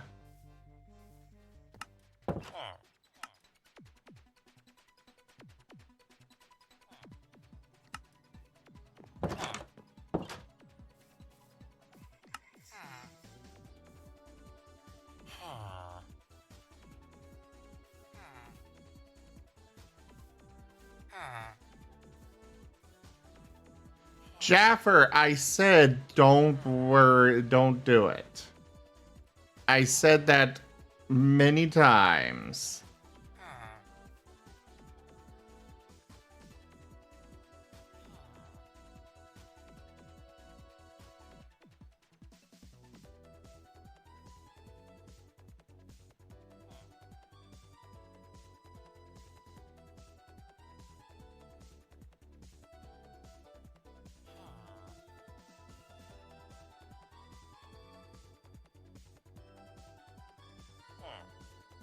You missed everything, Lyndon.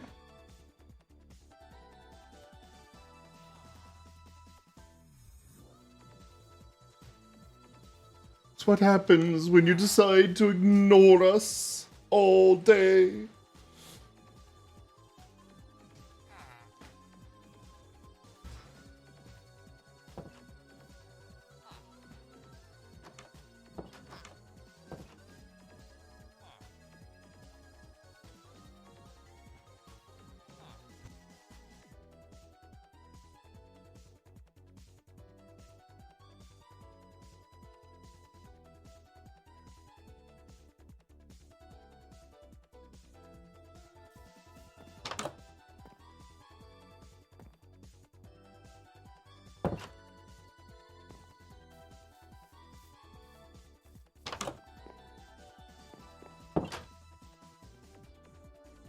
Yay, hot dog.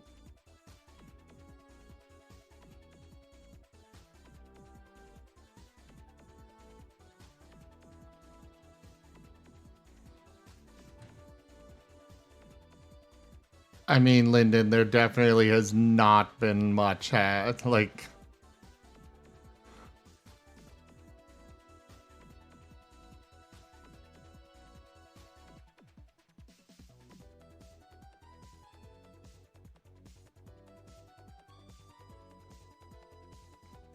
Ooh. Journey Maps has a location finder. Let's try using this. Oh, it'll just do coordinates. Ooh, biome. Forest, swamp, plains, Weeping Witch, swamplands.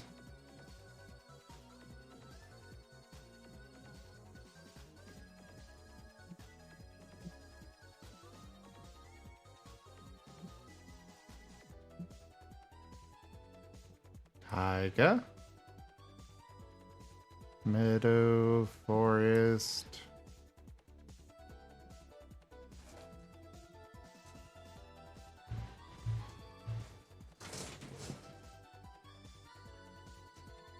Oh. Why are they going to Virginia?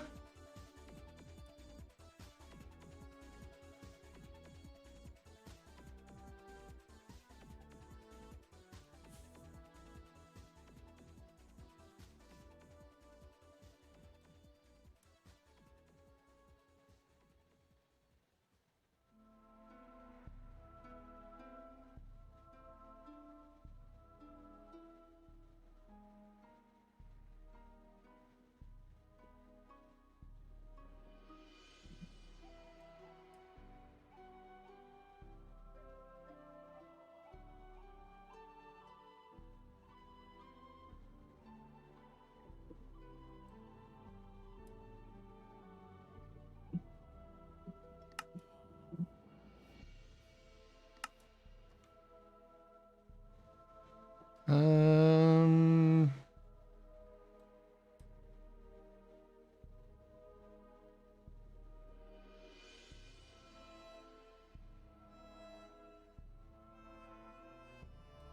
Oh, there's a dark forest over there.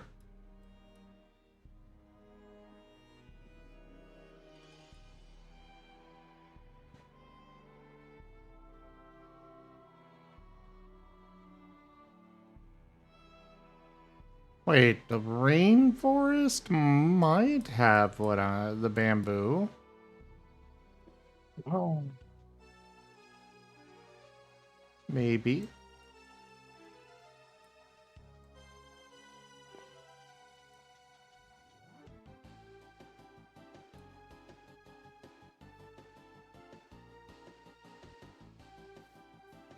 All right, I'm gonna Oh, thank head. you, Lyndon.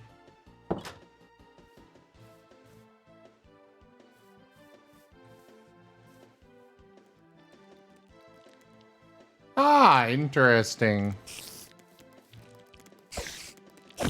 Well, I wish you safety in your travels tomorrow. Sleep well, Lyndon. Sleep well. Where's that? Lord Uhelberb, the ... something has awoken.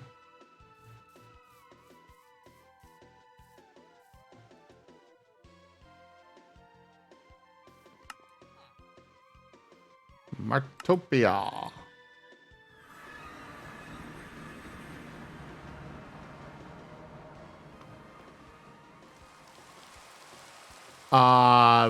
What, Wostein? I have apparently set off the owl.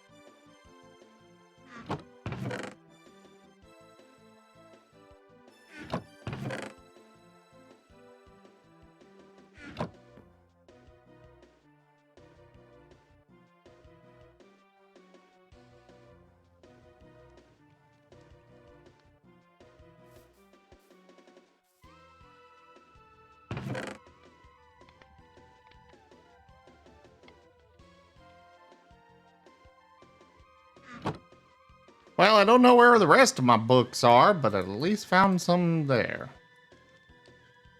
Oh, I guess I have to turn these into actual blue dye.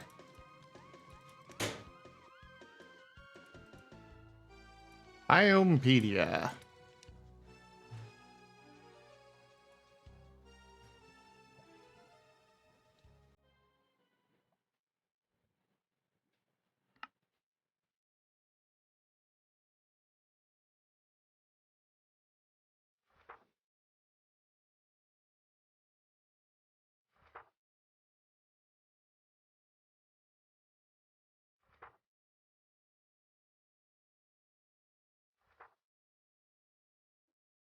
Okay. Well, I just look around in this. Oh yeah, the Crag Gardens. The Crag Gardens biome. That is a gorgeous biome.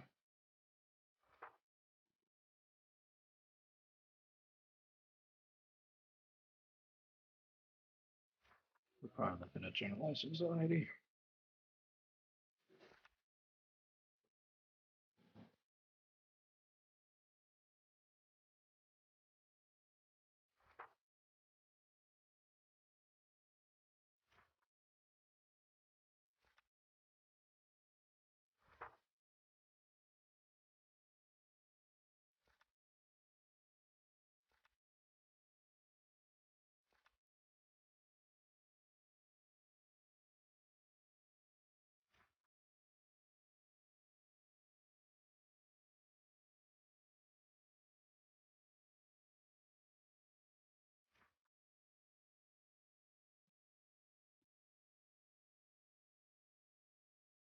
Hello there, three kobolds. Welcome in.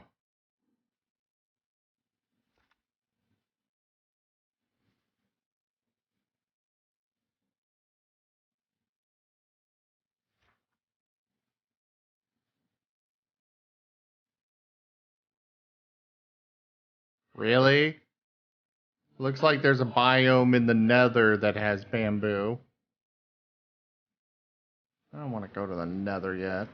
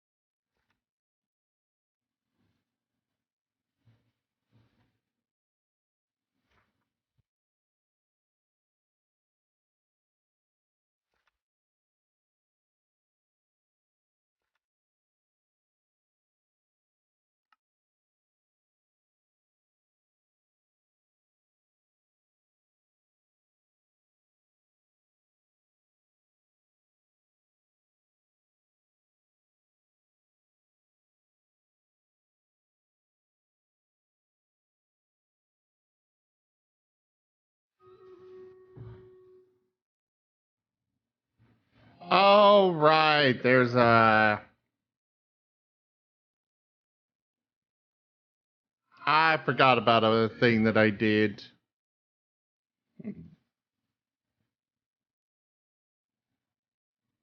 Duke. I should probably disable that redemption for now. Also, hello there, Ardwolf. How are you?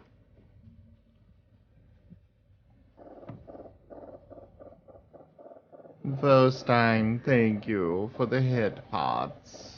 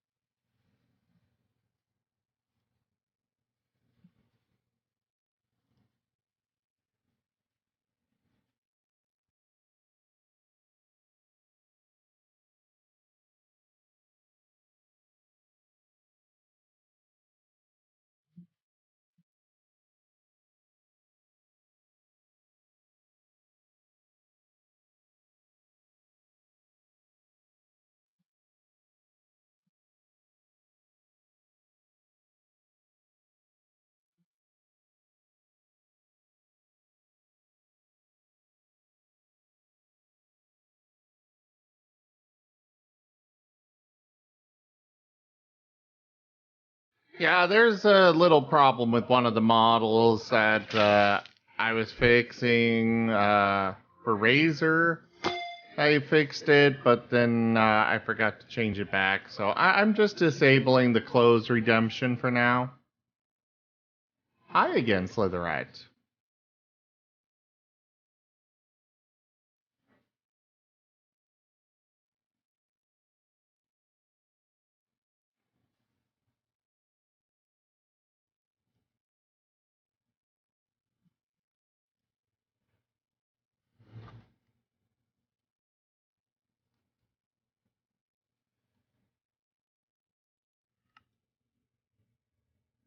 Alright, so none of the...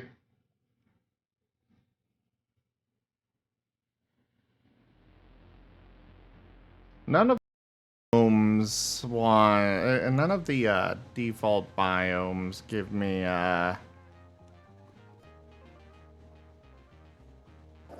none of the modded biomes have bamboo, except for one in the nether.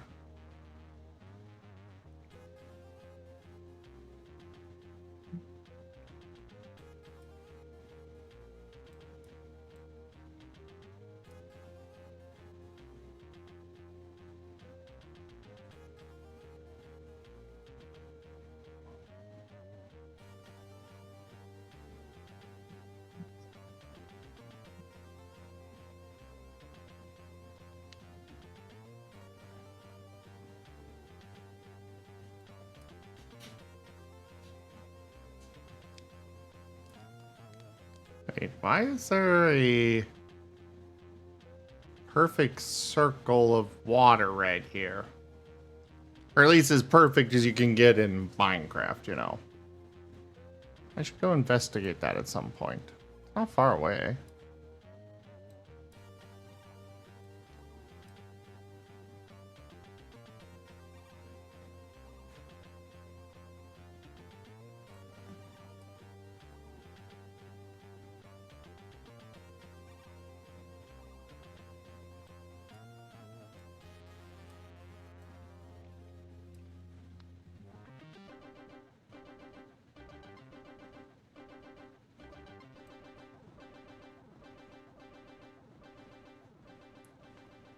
So, which of my songs are Martin's? What do you mean, Kairu?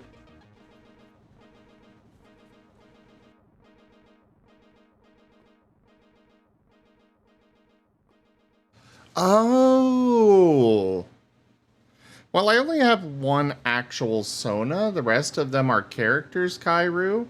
And it's the, my Sona is the one on the screen. My Sableru. It is a hybrid between a Martin and a Rue, but it's primarily a Martin. But then I also have Nevis, King of Conquerors, who is just a Sable. And then I've got Sinel, who is a Pine Martin. Joke.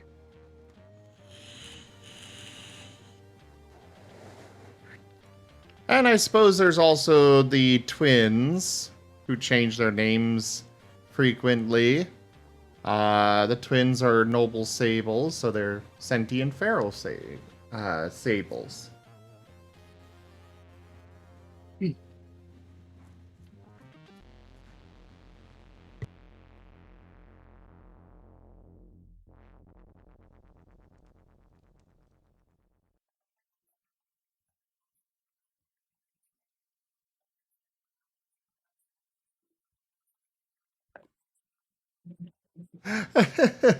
No, Kairu, I'm looking through Journey Map, one of the mods that makes a map. I'm trying to find somewhere that bamboo grows because I want to make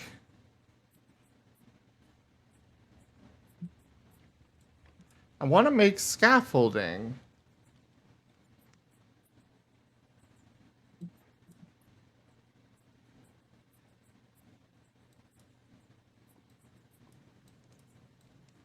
And like I have explored an enormous amount of this freaking world and found nothing.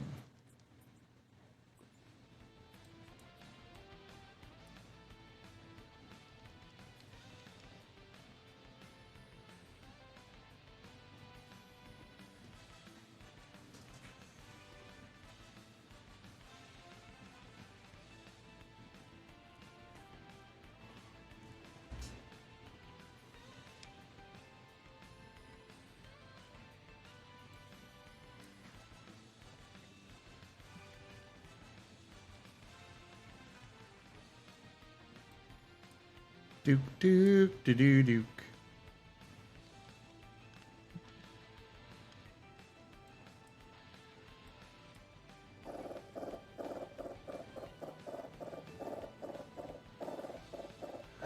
Oh, pal!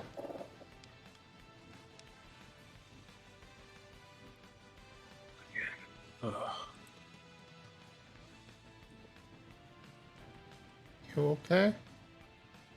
Yeah, I just mislabeled something.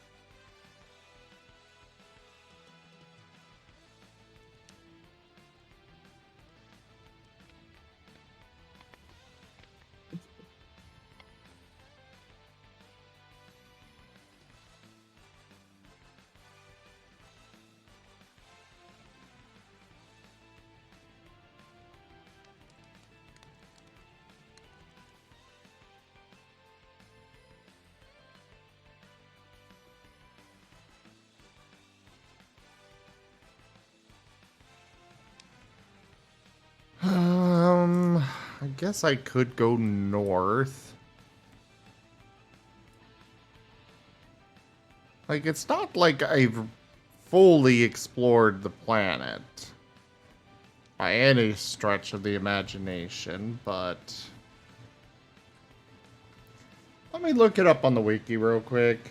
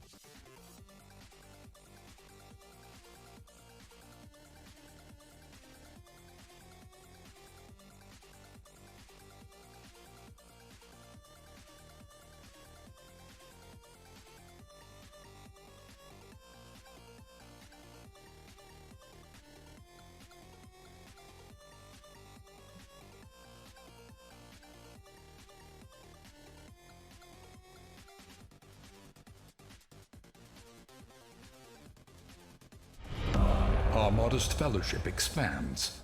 Praise the sub. Jaffaroshak just resubscribed for 38 months. Woo.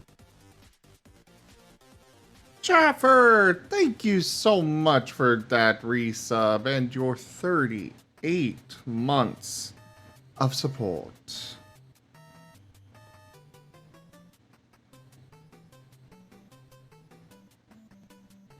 It is really appreciated, Jaffer.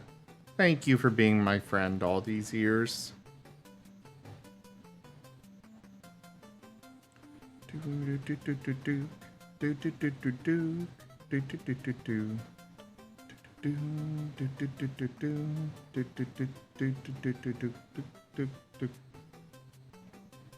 Duke.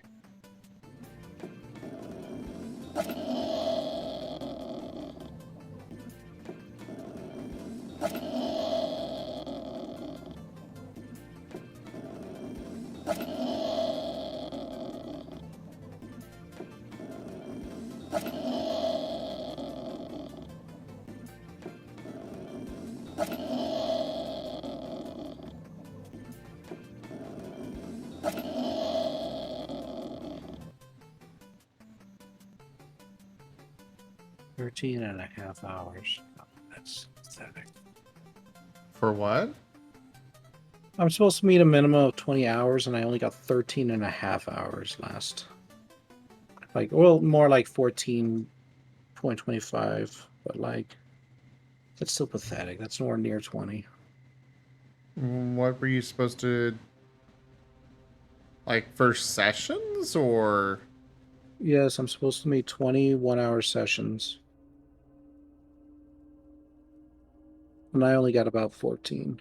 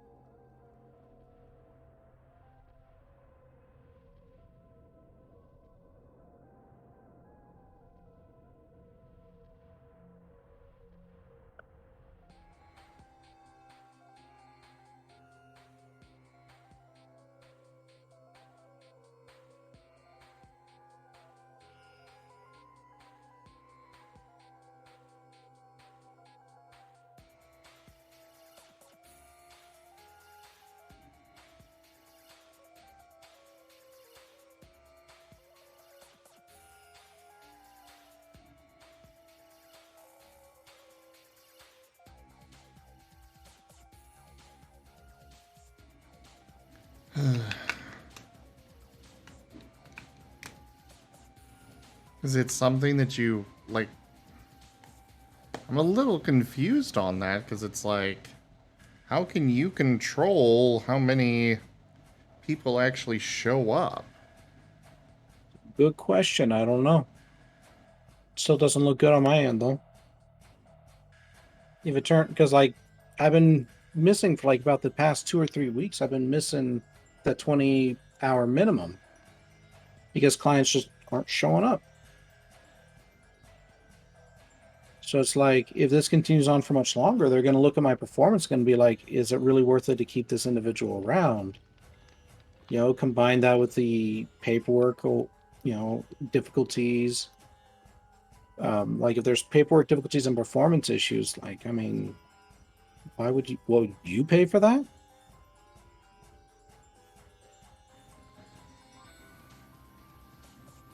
I think it's a little early for you to be looking into those kinds of things, so. Not what you should be focusing on right now. I understand where you're coming from, but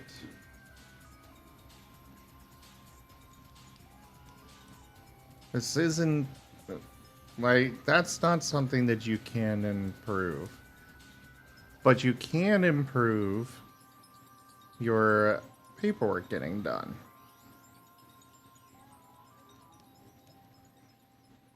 Right? Yeah.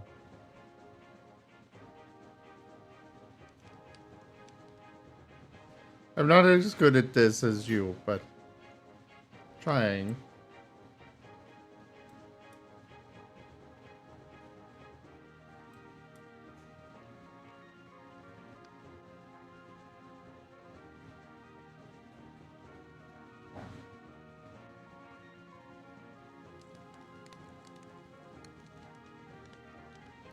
I agree with Wostein there.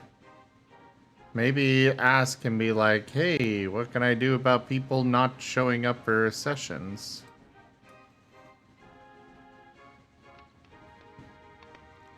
Because there's no way they're not aware of it. But at least making that effort be like, hey. Because you're still technically, like, in training with this, aren't you? Yeah, to an extent.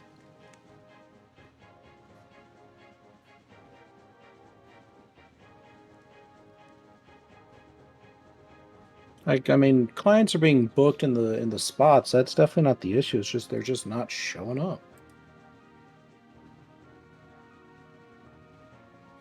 And the clients are calling and scheduling these, right? To an extent. Some of them are scheduled for them, some of them they're scheduling, some of them are reschedules. And some of them are just like with the understanding that, you know, we'll have you on the schedule for a couple of times around, but if you don't show up for either one, then we take you off. And I would kind of agree, Ramadai, except that like the receptionist, she's doing her job. Like, she's reminding them, she's sending out messages, they're just not coming in.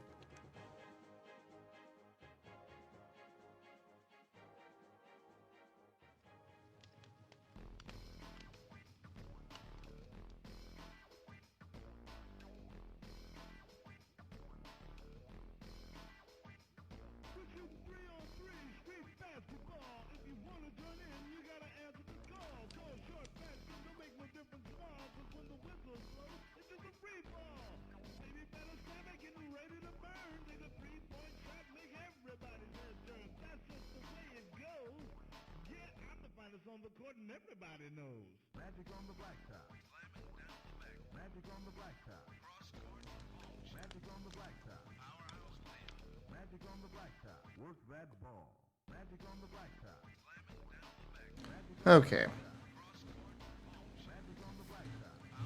I'm going to dump my inventory. Hold the line. This hamlet shall not fall. Zykravali raided my stream with 3 viewers. Zyker! Hello, and thank you so much for that raid. How was your stream?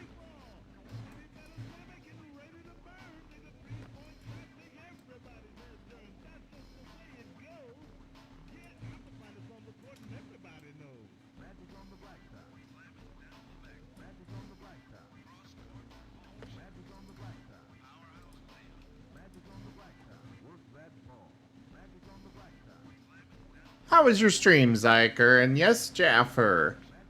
Welcome on in, everybody. I am Raw Zim. We do all sorts of things here. Right now, we're playing Minecraft and trying to find bamboo. Ah, yes, you did, Jaffer. It was hectic? What did you do? Can I get an exclamation point SO as well? Oh, there you are, Gib Gab. Ah, plate up. That explains everything.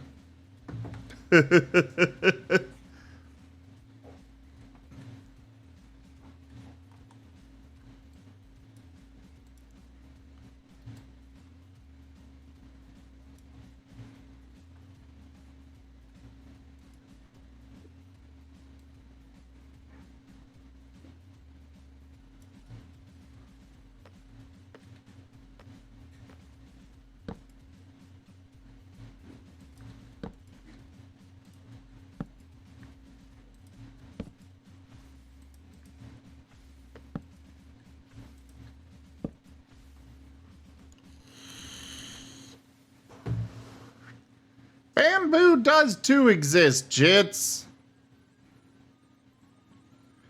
You feel so much better? Well, that's good to hear, Gib Gab.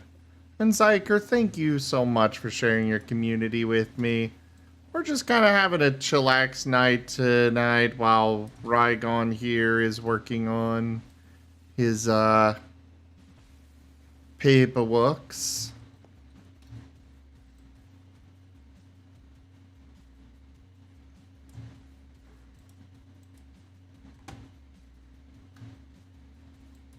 When I moved from in-office after the second, virtual on the third. For me, my rule is that if they miss two, so like if they're an initial client and they miss both of their initial sessions, I just remove them from the schedule. If they're a client who has come in a couple of times at the very least, and they've been part of the process, I'll give them 3 and then they're off the schedule.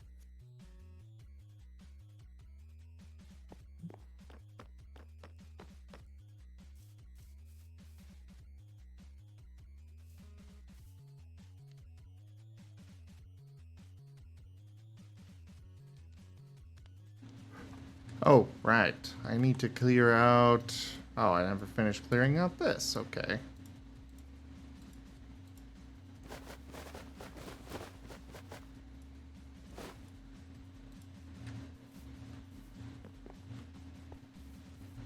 Right now we're dumping off stuff that we've looted from all sorts of different places in order to move on to go back out to search some more. Because that seems to be all I'm doing nowadays, is just searching for bamboo. And constantly being denied. Bamboozled.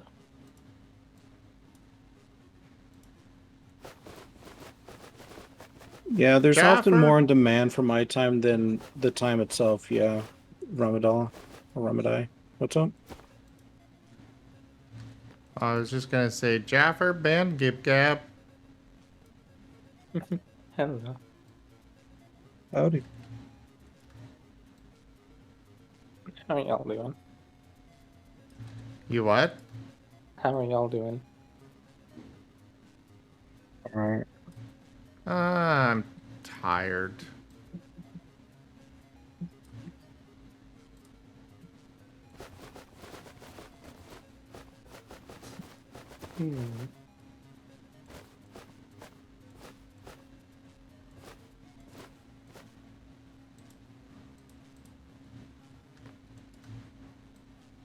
Tired but okay. Just trying to find bamboo. You know, I feel like it is kind of hard to get hit by a tire, but I guess if it fell loose from a vehicle, I mean, a vehicle can still run with 3 of them, and if the 4th one hit you, well, Oh, hold up, hold up. What are you unfortunate. talking about? Well, you got tired. How about the Final Destination 4?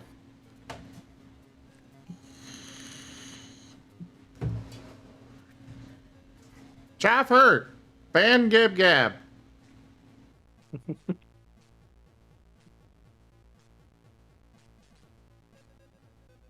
You cannot ever convince me that Final Destination 4, with its extremely bad CGI, had the most hilarious death when a dude was standing outside of like a racetrack and a random tire just flew all the way out of the giant like stadium and landed on him, and it did like the extremely poorly rendered red mist CGI. High velocity tire.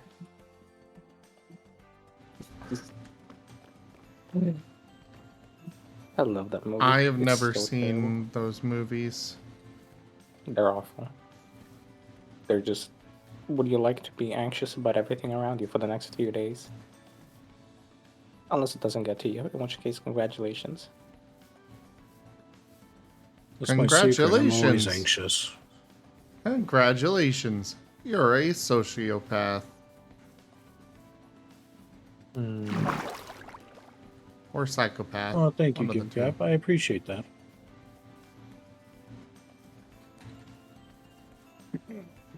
Thank you for the biddies. Yo, Y'all made Doodle. emotional for it. Ah! Jive Gaff cheered with 258 biddies. God, that sound. Forgot about that noise and I hate it. You what?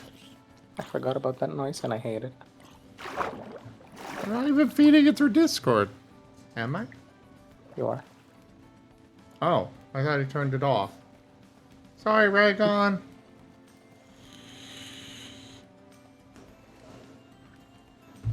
I'll go turn it off now. I completely forgot you were in. As I was pressing enter, I remembered it, and then I was like,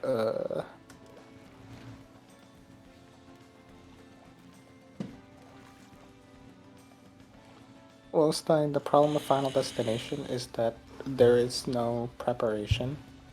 Like, the whole point of the movie is you will die in the most convoluted, obnoxious ways possible. It's just like death's master plan. You cannot escape from it. I think, like, the only people that ever did was in 2, and the movie's very wishy-washy as to whether you actually can or can't. Like, the only way they broke the chain of death was because somebody was pregnant. So, basically, it's just a dice roll. Do you have somebody in your group who's pregnant? Can you save someone's life? And you just gotta have good luck at that point. You gotta have, like, the cards played right for you. Otherwise, you're dead. It's inevitable. Very fun.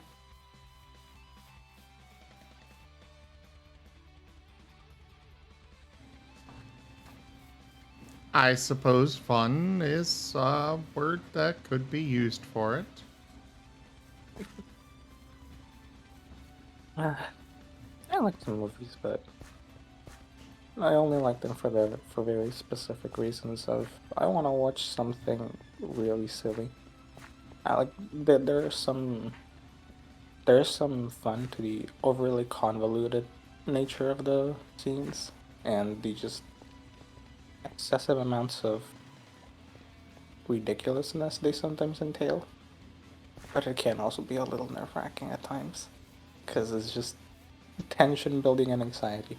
The movie. Watch for 5 minutes as this person gets increasingly close to death, and everything just kind of builds and builds and builds, and you just go like, and then it happens, and it's like, I did not need to see that. I just repeated for like an hour and a half. Huh.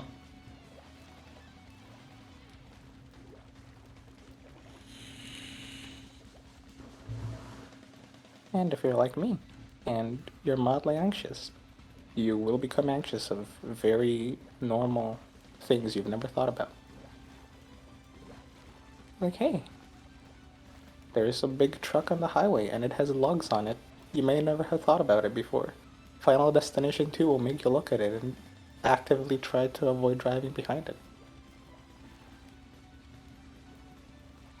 Or tanning beds. You may not have liked them before. You probably will not get in one now. After, what's 3 or 4? No, it's a 2. It's 2, I think. 2 or 3. And Final Destination 1 is the most fun one because it's just a plane ride. That's the very first one. And I think one of the last deaths is literally just somebody getting hit by a brick. Just falls from a building and hits them.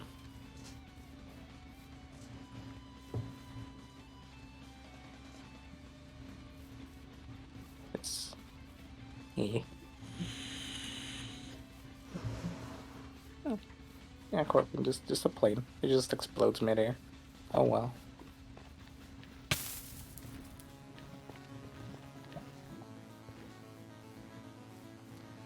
So, Gib-Gab. Hmm? Since you're awake now, Mm-hmm. on a scale of 1 to 10, where 1 being no pain and 10 being, oh my god, please kill me, how much pain would you go through to TF into whatever form you want?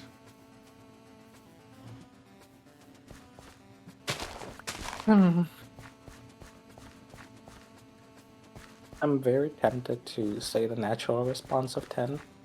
I just don't know if I'd actually chicken out or not.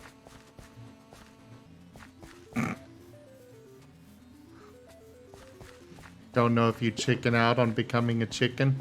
Mm-hmm.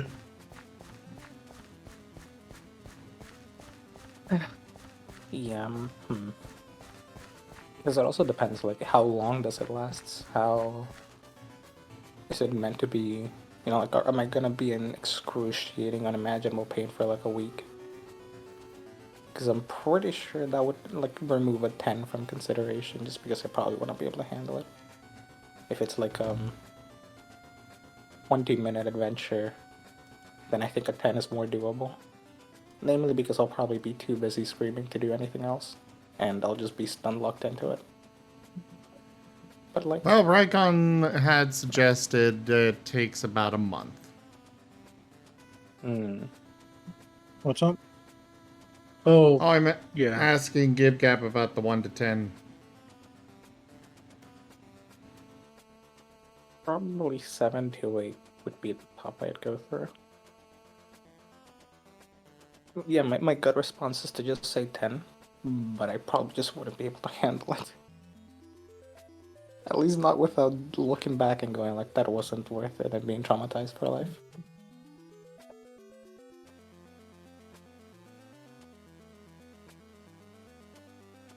Or as well, oh yeah, well, fair point. If it's a shapeshifter form, then just a 10, because I don't think anything beats that. Otherwise, 7 or 8.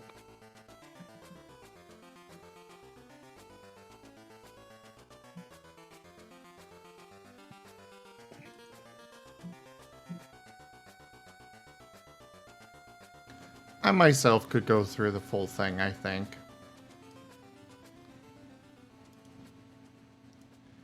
I am very good at holding on to hope. I mean, as long as I know the final result, I'm pretty sure I would be able to, like, just hold on. 10 for a month, you would turn into a werehusky with a Vicodin addiction?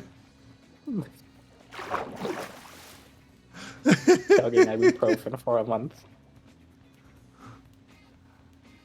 I don't know if ibuprofen would cut it. Probably not, but that's the best we have right here.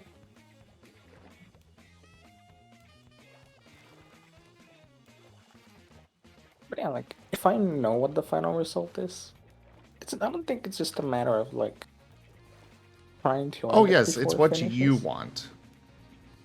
Yeah, like I know what the final result is. Like if I know that I could hang on for the month, it's just that like for that period of time, and then probably a long while after, you would still have that like kind of that was horrible. Was that worth it? And you're just kind of like rocking in place in like fetal position, considering your life choices.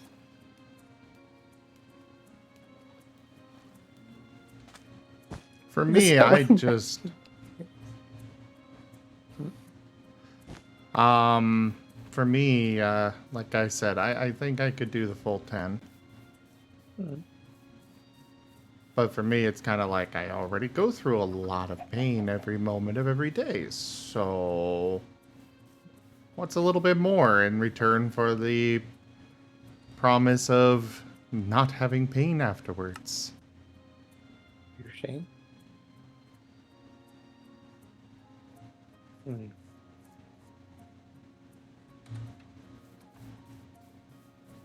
Hey, Artie. Alright. Tuesday's notes are done. Woo! How many more left? Thursday and Friday, so about 15 more. Well, do you want to power through them or take a break? I'm gonna take a break and then I'll power through them. I was going to say, I think you've definitely more than earned a break. Mm-hmm. What about the MHEs, though? One of the MHEs is nearly done. I just have to finish the risk assessments, formulation, and gathering all the evidence together and just simply saying, like, what kind of a diagnosis would I give this individual? Ah. Which for them is going to be a little difficult because they have a lot of diagnoses in their past, and obviously can't be all of them. But some of them straight up just conflict with each other. So I'm going to be looking at it's going to be like, what do they actually have? And then I'm going to try and see if I can at least start a second MHE to show that I'm making some progress. Definitely a good idea, I think. Yeah. Mm-hmm. So we're going to be at this for a while. Well, good news is since I took a nap and I feel very refreshed, at least I can keep you company. Yeah. Zim might be able to, but then again, I don't know if we're just gonna kill Zim with puns at this rate.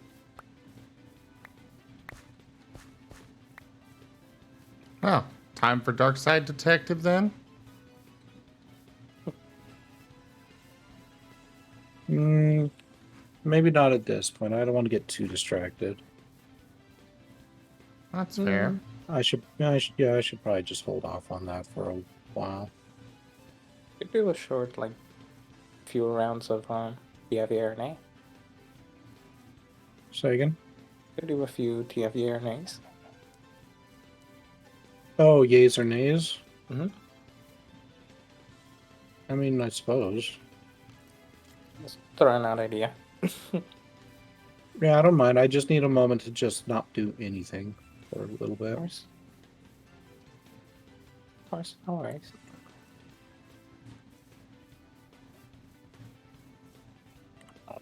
Preemptively throw them open on the side, because every time...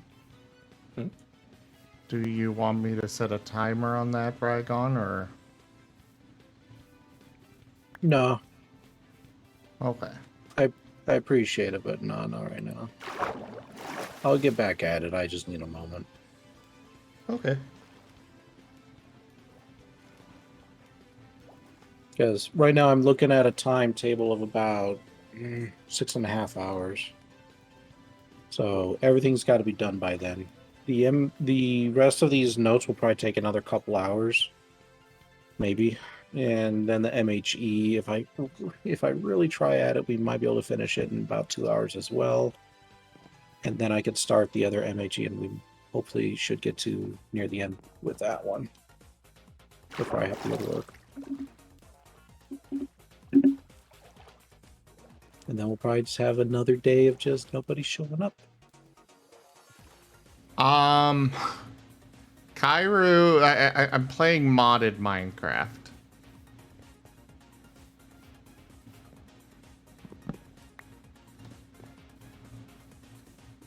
And, I would still say talk to your supervisor. I have. I've mentioned to her, it's just like, you know, people aren't showing up. I'm trying to clear my schedule free of them, but it's like it's starting to get frustrating because like they're getting scheduled, they're just not coming in. So what do I do? And part of it is like a lot of the referrals I'm getting are they're being referred from a local medical center that is essentially the walk-in clinic. You know, people go in who can't afford actual treatment, and then they get referred for mental health. So they come in, and you know how the population is. They'll be they don't care. They're like, yeah, sure, I'll make the appointment, and then they don't show up because why should they? They don't give a shit. Or if they do show up, you know, maybe they might stay for 1 or 2, and then they'll decide it's not for them, but they won't say that, and they'll just let it die. Or a third case, they just don't have the time to actually attend, but they won't tell us. They'll make the appointment, and then they won't show because, you know, they have other issues like work that they have to take care of. Or CPS cases or whatever.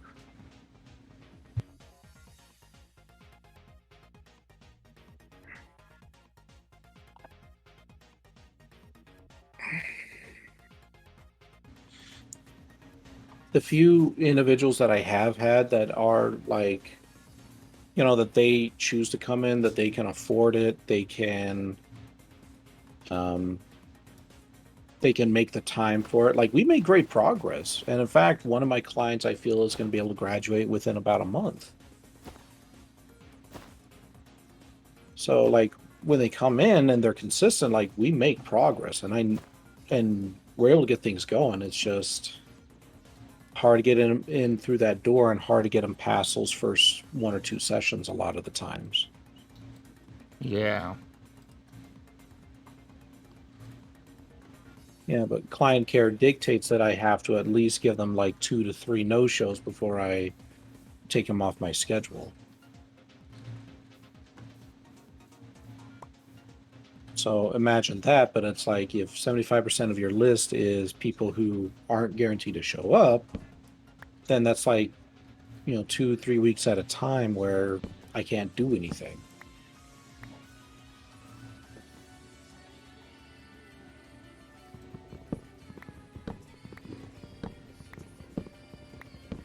I'm still curious, like, has your boss actually been, like, giving you tips or anything, or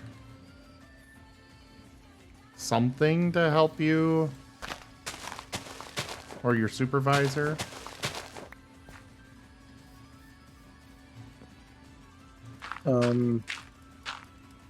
Not particularly. They've just Like, been I kind mean- of like, well, shit happens. Yeah, kind of. Ugh. I mean, the reality of the situation is that there's not much I can do that I'm not already doing. Like, you know, if they miss a session, for example, I'll call them and I'll try to get a hold of them and be like, hey, you missed your session. What do you want to do? Are you still even wanting to come in?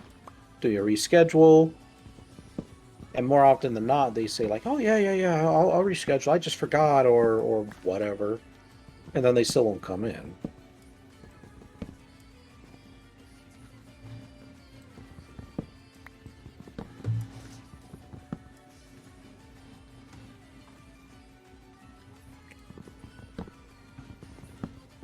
I offer you hugs. Thank you.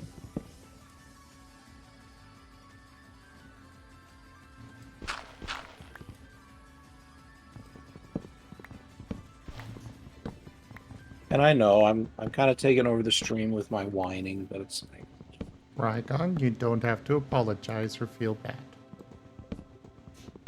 Mm-hmm. Everyone here cares about you.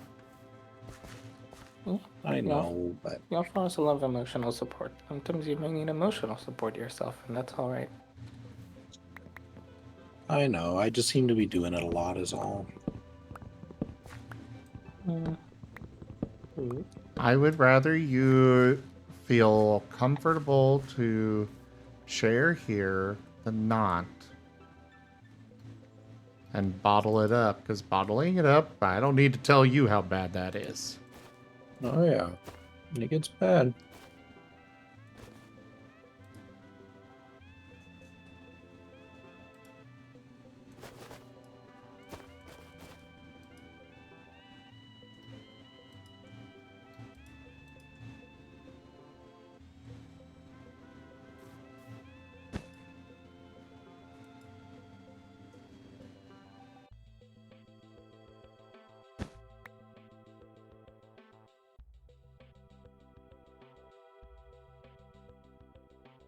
And yes, Wostein, I am playing a heavily modded version of Minecraft.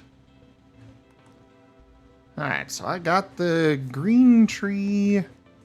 Let's go get a red one.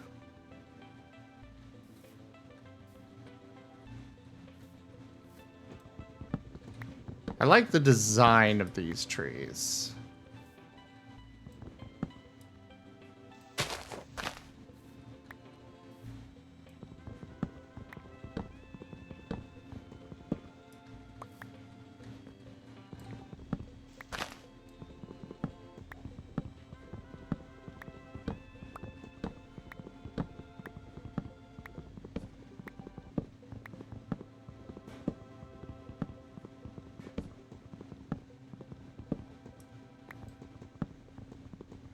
Weird thought, but I feel like Minecraft is going to be one of those kinds of games that either takes a very long time to kind of just stop being relevant, if it'll ever stop being relevant.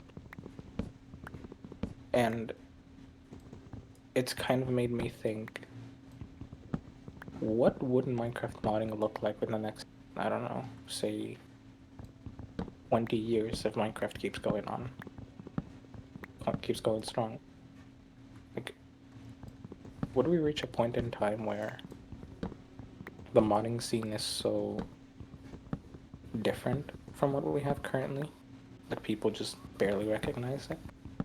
Probably. That's the Oh, nature of these things.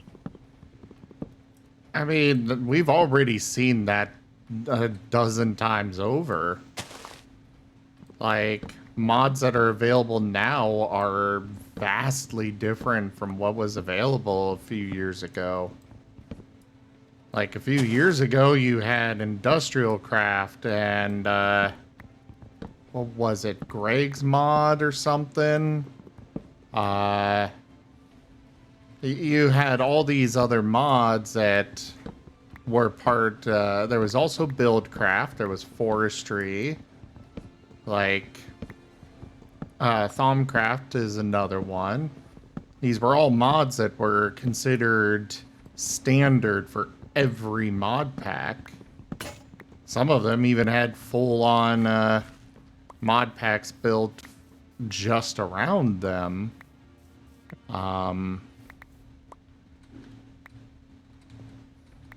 But there have been multiple times where the modding scene has completely changed.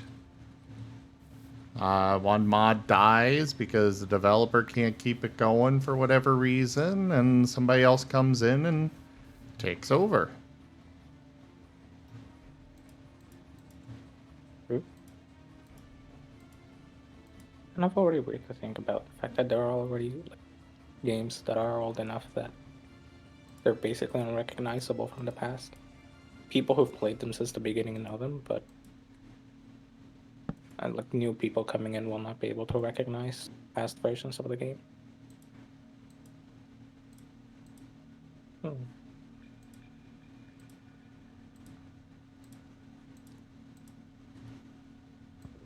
I mean, yeah, some people, what Buildcraft was like, newer players, especially since the Microsoft takeover, they have no idea what Buildcraft even is. And yet for me, that was my introduction to modding, was Buildcraft.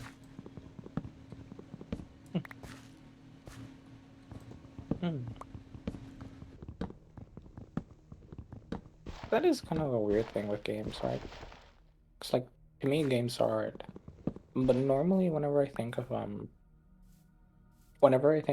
in a way, I think of it much like a finished product, like a finished work of art. Like the painting has been finished, and it kind of stays that way for a long time if it ever changes. Because yeah, sometimes paintings tend to change with restoration and the like, and that can be a topic that's like pretty heated for artists. And with things like music, there's usually a very strong push to preserve uh, the original composition, even if there are variations of it made over time. But there's always kind of a direction that art tends to be headed to kind of keep it faithful to the original, if there are changes or derivatives to it. And with games, in a weird way, they're, I think, one of those few art forms that really do change a lot over time. Oh, yeah. Very naturally. Not that there aren't art forms that don't change over time. It's just that usually there is a greater emphasis on maintaining that original one. And with games, it's just, oh, the game updated, that's fine. We kind of think of it in a mechanical way or in the way we would program. But from an artistic view, it's kind of interesting as a medium, how much it changes and evolves over time. Oh, I agree. But when it comes to video games, like, what if the artistic vision is simply something that's not ever going to really come to an end? Like Dwarf Fortress, for example. I am certain that, like, the developer is not going to stop until he reaches that true artistic view. And in the case of Minecraft, like, this isn't, they clearly don't consider it actually done. Probably never will.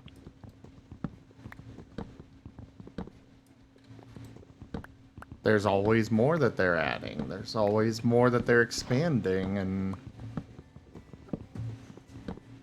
whereas a song, songs and games are just different mediums from a different form of art from anything else.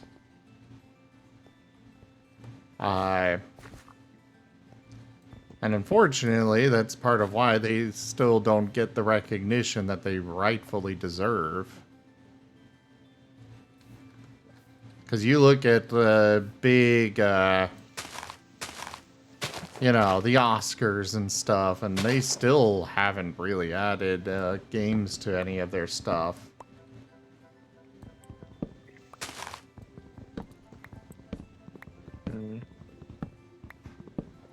When you hit 3,500, yes, let's do this. You can do those redemptions whenever you want, as long as I'm not doing a tabletop game. Basically, if the avatar is on the screen, you can throw the pile of glow sticks or whatnot. I'll be like, ow, why? Because, well, I'm getting hit by a bunch of stuff. But they are there for you guys to play with. I encourage using them. They're great. Though I will say, you might want to hold out for some Stream Loots packs, yes?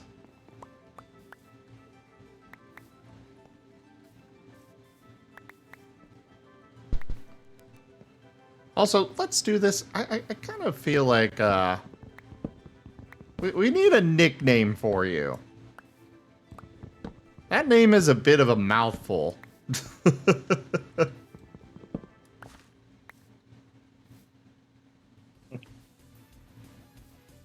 I kind of like it because every time you say the name, I'm like, wait, let's do what? Oh, right.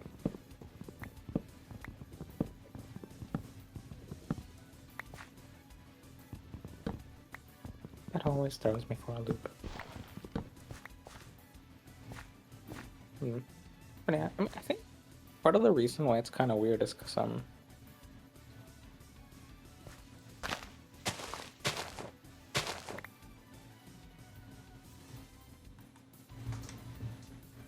gaming, to a degree, because it's very interactive and reliant on the user experience for that medium. You know, like you read a book, you're consuming it, but you're not necessarily producing. And I think for a lot of games, to a degree, you are part of what produces the art or the final result. Because, you know, your Minecraft playthrough will be different from anyone else's. You'll almost never have the exact same Minecraft playthrough, if ever. And I think that... Well, it's impossible for you to have the exact same one. Yeah. Like, I think that's part of what contributes to it. And it's kind of made me think on whether part of the value of games is also watching people play them, for example. Like, are playthroughs art? Is a playthrough of a game as much art as the game itself is? Yes. And in that instance, because yeah, like that was my answer. I think yes. And it kind of made me think on it because I think our relationship with games is more akin to our relationship with art forms than it is to the product of art forms. So like we might consider a game the equivalent of a book. Like you and me play Barotrauma, that's like if we're reading a book. But more accurately, I think, would be to say your playthroughs of Barotrauma recorded are like a book to a person who views them. And our playthrough of Barotrauma is more akin to writing that book.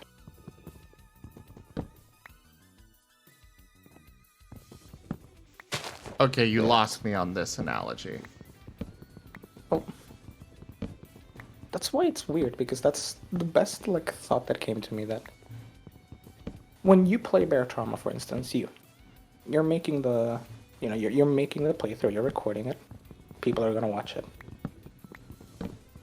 And to watch your playthrough, I think, is more like reading a book than playing through Barotrauma is like reading a book. You know, those are more directly comparable. Because watching a video, yeah, it's not interactive in that same regard. And I think that applies to most any game. Because whenever you play a game, you are simultaneously creating the art form and consuming it. You know, without players, games aren't like... If the game has no player to actually do the thing, it's like having a book open on page 1. Except with a book, you always have the rest of the book there. With a game, if you never really play it, then it's never a thing. And even it's just when you never play finished. Yeah. And the reason why I think it's slightly different from reading a book to completion, because you might say, like, if you never read the book, then, you know, it's never a story.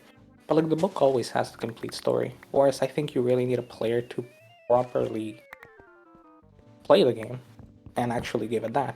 You know, it depends on the game too. Like some games are different. I would say that there's more to the discussion of is this an art form or is it not than just are you playing this? Because I don't think that just anybody going and playing through a game is necessarily them creating art. What they do in it, probably. But it's kind of like these streams are a form of art in their own way. But that's because there's a lot more, like, the streams aren't just me playing the game. It's... Duke. I think part of it is also, like, the recording aspect is what I would consider part of whether I'd really consider it an art form.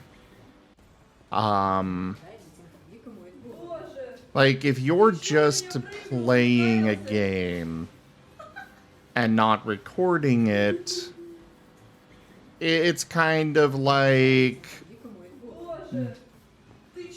envisioning a dance in your head or something and never actually doing it. Never actually writing it down for yourself or somebody else to perform.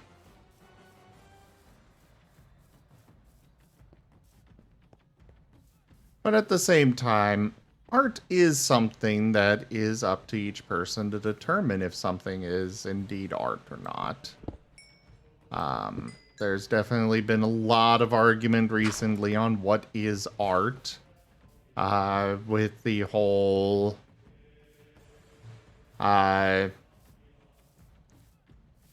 with the whole... AI art thing. But it's a very complicated matter. A very complicated subject. Mm-hmm. That's why I was talking about it recently. Just, what part of games is art? When game is art or is not art? I mean, technically, I think all games are art. The games themselves are an art form. Mm-hmm. But, well, here's a better analogy. You playing a game, just playing, nothing else, no stream, nothing, no recording, nothing like that. It is more comparable to you going to an art gallery and viewing art than... that is what it's more comparable to. Actually, a good comparison, yeah.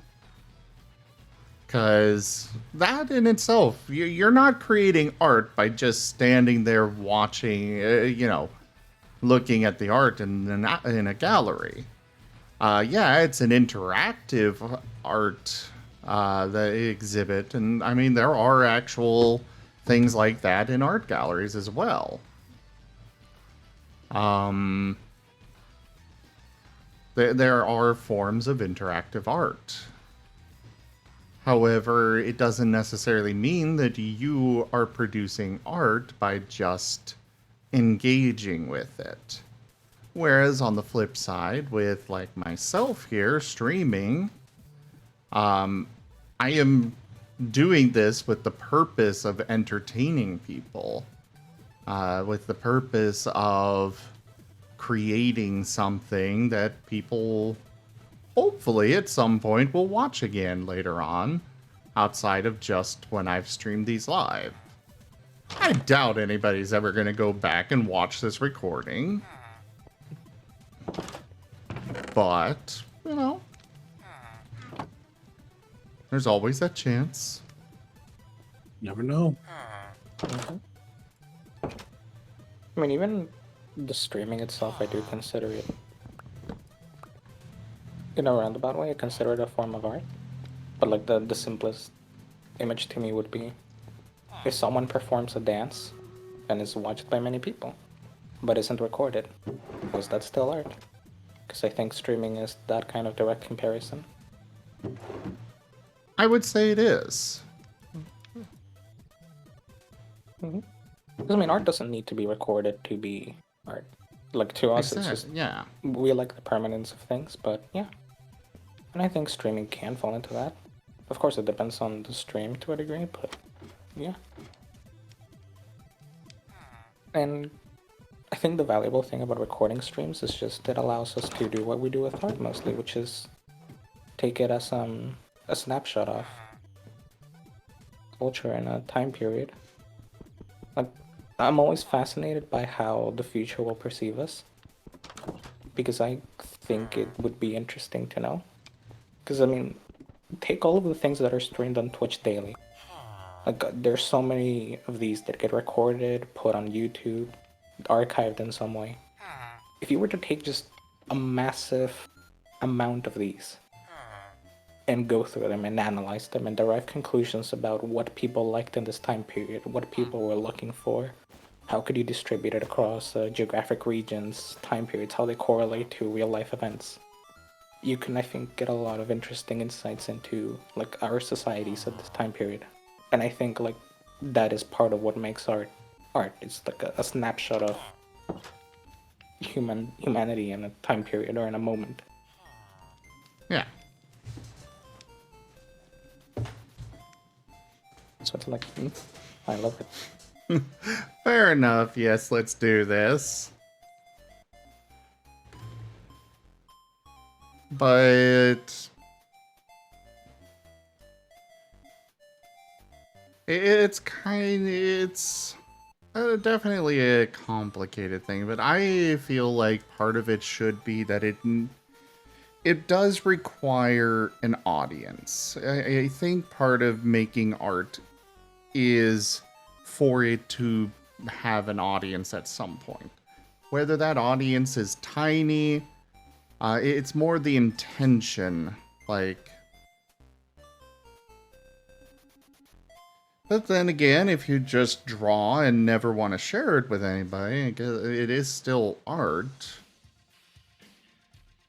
I mean, yeah, I think, at least to me, it's more about the intent than the audience. If I write a poem for myself to just blurt out emotions, that could still be considered art, I think. If I never want it to be published, I never want anyone to see it. Like, I ask in my will, hey, please burn these when I die. I don't want anyone to see them. You could argue that I was the audience in that case, and therefore it's still art. But I think it's more about the intent as to whether you want it to be art or not. And if you consider it art and you create it, I think then it can be considered art. With, of course, you know, that's complicated, but that's kind of to me what the qualifying factor would be. You want me to just call you One or Shorty?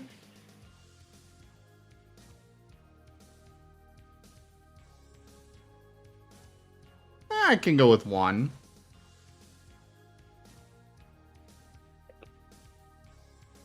One.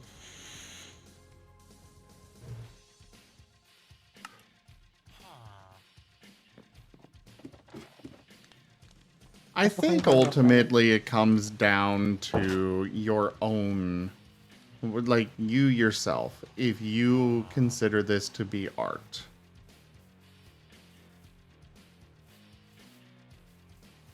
Mm-hmm. Others are going to have their own opinions on that front. This hamlet shall not fall. Young Young Alucard! Alucard raided my stream with 2 viewers. Hello there, young Alucard! Welcome in! How was your stream? Thank you very much for the raid and sharing your community with me.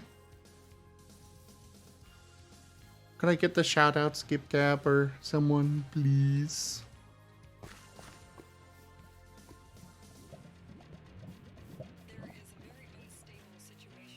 Oh, Guild Wars 2. Very fun game. Very fun.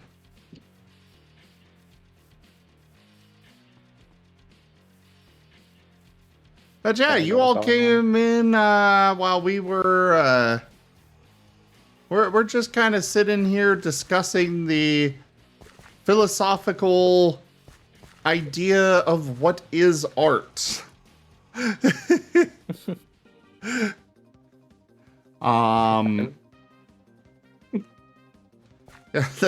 the best way to describe what we're discussing right now. While I'm also trying to find bamboo still. Yes, we are discussing the idea of art and what is art. Like, how do you quantify art? Because it's like, I would definitely consider streams to be a form of art. I would wait, say art can be classified in one very simple term. Any creation with which its purpose is meant to evoke emotion or a state of being. okay. I can get behind that. Mm-hmm. That is kind of the... I think that's the definition we worked for when I had my art appreciation class. Because the teacher, or the professor for it, I remember he was very salty about the whole, like, hey, look at this toilet exhibit, it's considered art. But he had to begrudgingly admit when I pointed out that, well, it's meant to evoke feeling from you. And it did. It is a form of a work of art that took an emotion and made you experience it. We could consider it art in a way, except it's just, instead of evoking confusion, it evokes anger out of you. And he had to begrudgingly give me that point. And yes, Alucard, I very much agree. Games are art. I 100% agree on that. Games are art. But part of our discussion has also been along the lines of, when does playing a game specifically become art? So, like, for me, I wouldn't necessarily consider my playthrough of Minecraft right now to be art. But when you really, when it comes to streaming is like 70, only about 30% about the game. Yeah, you know, people toss around percentages all the time, but the majority of it is not about the game. It may be your discussion of the game. It may be, like,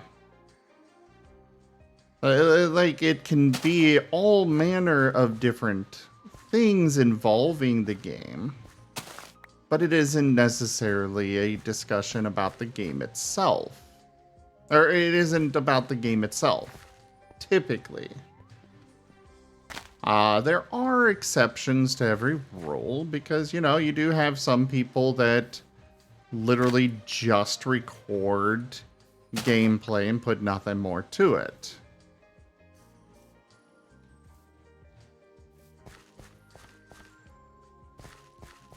But, like, I myself would not necessarily consider my playthrough of Minecraft here to actually be art by itself. But when it is combined, the game itself is basically like paint. Paint itself isn't art. But I combine it with my talking with all of you, the music that I've got, the music selection that I've got playing, or rather radio station, combining it with the discussion topics that literally don't have anything to do with the game that I'm playing. I mean, I'm okay with this, so don't apologize for that. But all of this combined, those are the different paints that I am using to create this art. And the stream is your canvas. Exactly. Congratulations, everyone. You are now paint. Paint here. If you had to TF into a color of paint, what color would it be? Red. Row.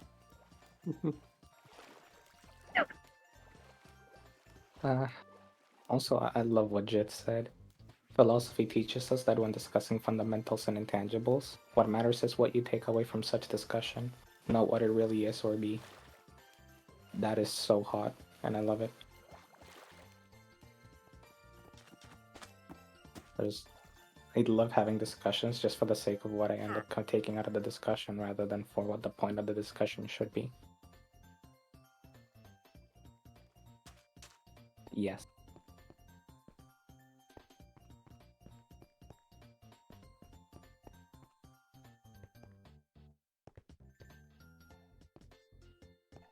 I think the only discussion I've ever had that like genuinely made my head hurt in a good way, because I know this discussion is fun, but like I can kind of follow it. The only discussion that made my head hurt was trying to think of what is beauty.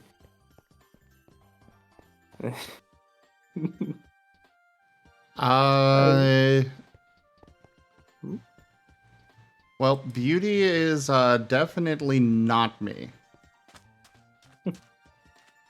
Zen? I think you're beautiful, Martin. I am the opposite of that. But yeah, it was... Of the beautiful part. But I am a Martin. It's just that we got into like the weird territory, right? Because people were talking like, okay, what is beauty? Is there objective beauty? Is that all subjective? You know, to what degree can we try to measure beauty? Blah, blah, blah. And then I came out with the fucking banger of, can an explosion be beautiful? Okay, what more can be beautiful? Why is, not just why is symmetry beautiful, but why can decay, for example, be beautiful? How intangible can we make beauty?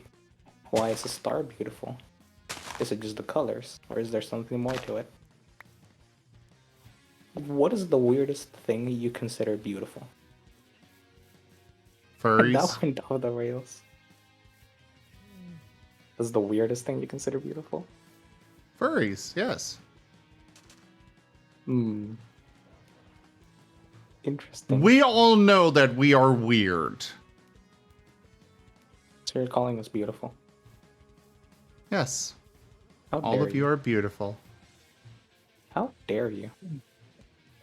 You are wonderful people that come by and hang out. And very important. Why is the lack of people beautiful? What? Well, let me answer you this then. Beauty is an expression of the sublime. One second, where's my phone? I need a Google word.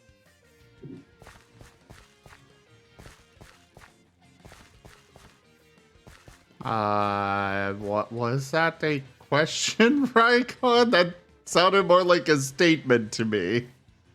As it was.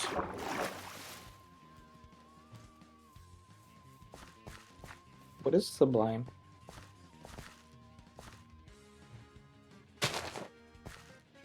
Or at least within the context you're using it in. List off the definitions and you can decide. Of such excellence, grandeur, beauty as to inspire great admiration and awe. I found cabbages. You found cabbage? Yes. Kabaji. Or kabage.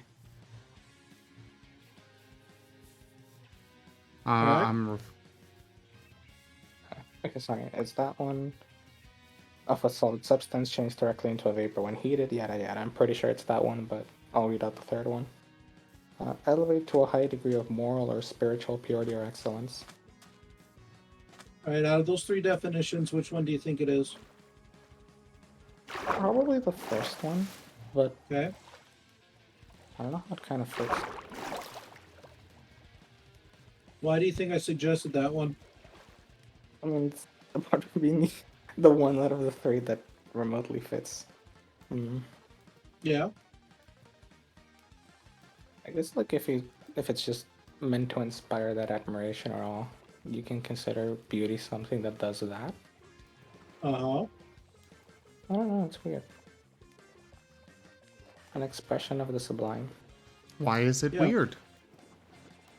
I don't know, my brain don't make me think. I'm bad at this. Don't have me. So then one could consider, if that is the definition of what beauty is, an expression of the sublime, then everything in a sense can be equally beautiful and not beautiful. Why? Because sublimity is something that is individual, yet at the same time, everything can express it. Whether it be an abstract concept or a tangible concept. A dull rock, for example, might be something that does not exactly inspire many people, yet to a geologist who understands the nature of the rock, they can appreciate it for its journey, for its sublimity. And to them, therefore, that rock is beautiful.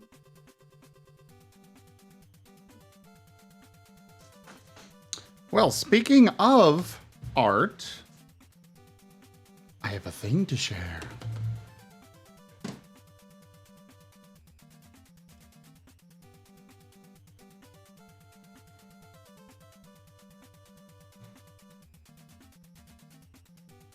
Oh, Though some of it is not loading because Mary draws at insane resolutions. I'm not even sure if there's... I'm not even sure how many images there are here.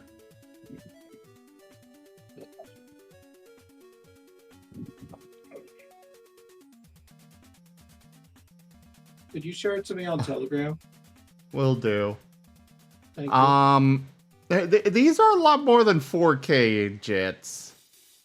These are 13,000 pixels.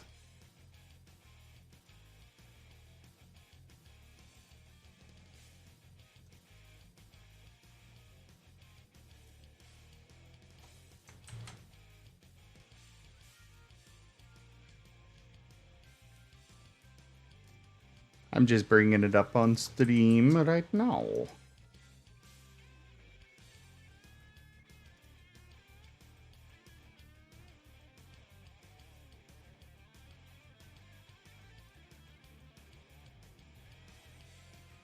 okay, good enough. What's up? Brain finally finished processing what Rygon said.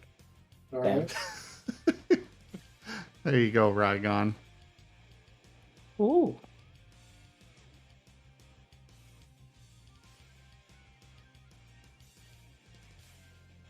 So that's not actually 13,000 pixels, but the full ref sheet is. That looks good. He's so smug. So confident. I love. Well, that is Nevis. King of Conquerors. Exactly. You're getting it.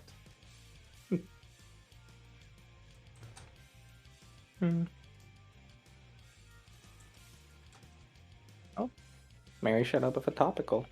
We're talking about beauty, and here it is. Beauty.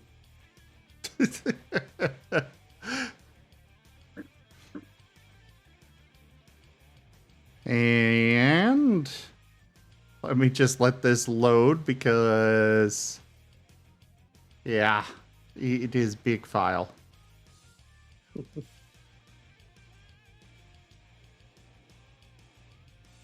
As I shared, and I'm like, oh crap, did I share the spicy version? No, okay.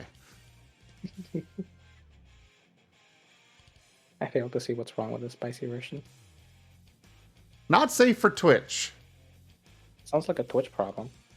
Doesn't sound like a Telegram problem. Well, I don't actually have the spicy version yet. And here I was already checking the channels. Rygon, I sent you the other one, though I'm not sure if the link will actually work, because Discord's not sure how to handle it. Please have a stream nuke ready when sharing art. I do actually have a panic button.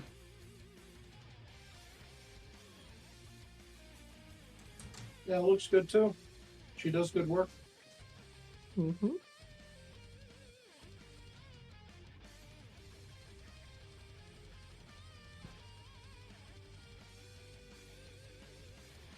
And for those of you that do Stream Raiders, if you want to pick up Nevis, King of Conquerors, for yourself, he is available as the Gladiator skin on Stream Raiders.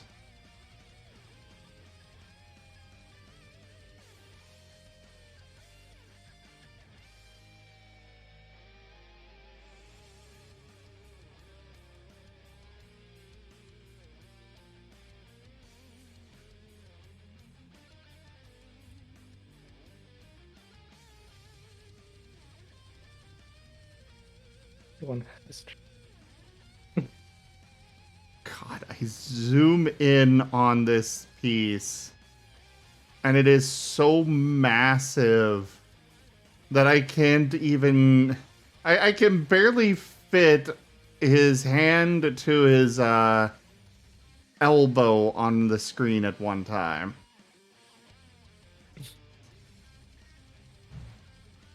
IRS.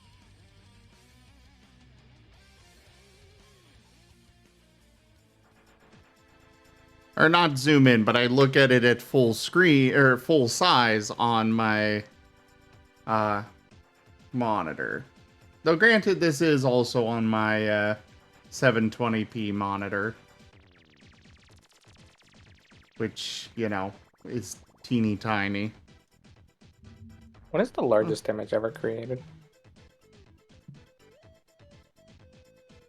Phone, come over here. I'm gonna crash you.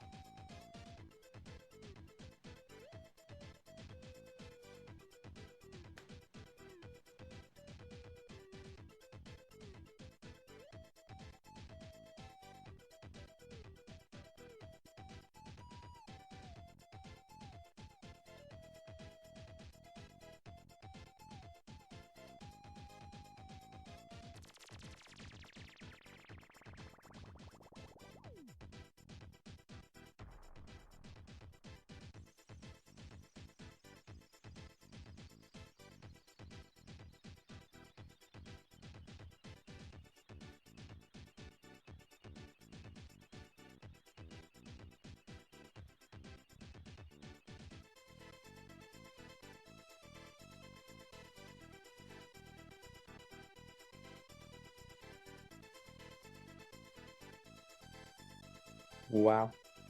Okay. What's up? The largest image ever captured.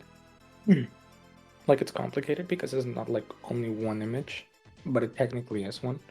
So, the Lunar Reconnaissance Orbiter from NASA, over the period of 4 years, created a 681 gigapixel image of the moon.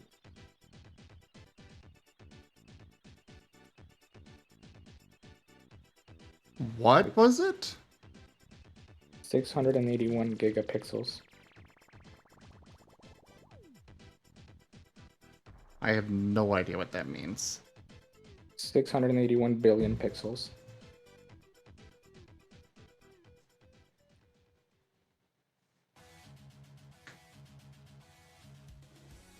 So, like, if you ever take a picture with a phone camera, that's in the megapixels. 1 gigapixel is 1,000 times 1 megapixel. So give or take, imagine like a high resolution phone camera. If it's like, I don't know, 50 megapixels. I don't know what they're at nowadays. No. Few thousand times that stitched together into a single image. Interesting. The weight of that image, like of all these separate images taken together before being stitched together, is in the terabytes. A lot of high resolution images. But yeah, that's the short of it. It's a dummy thick unit of a picture. Thank you, Jits.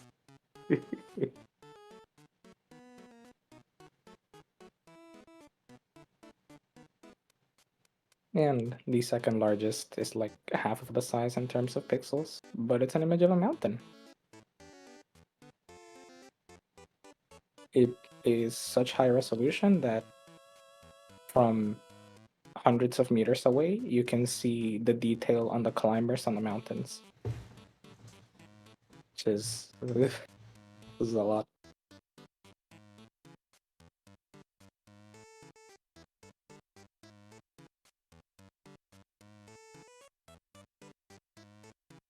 Mm.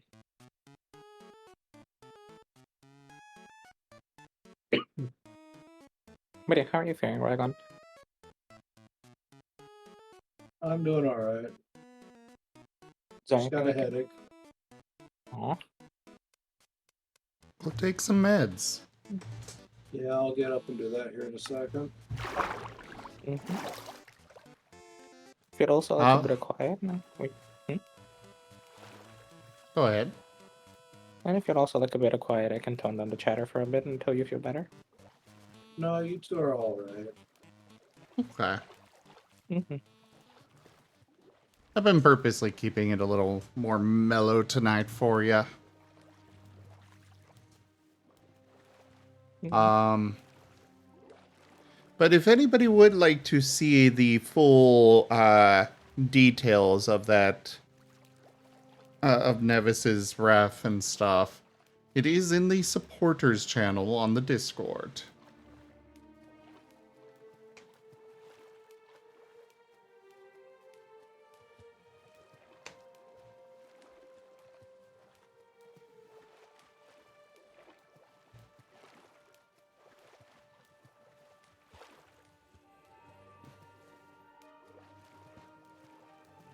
Keith Keystone, hello there.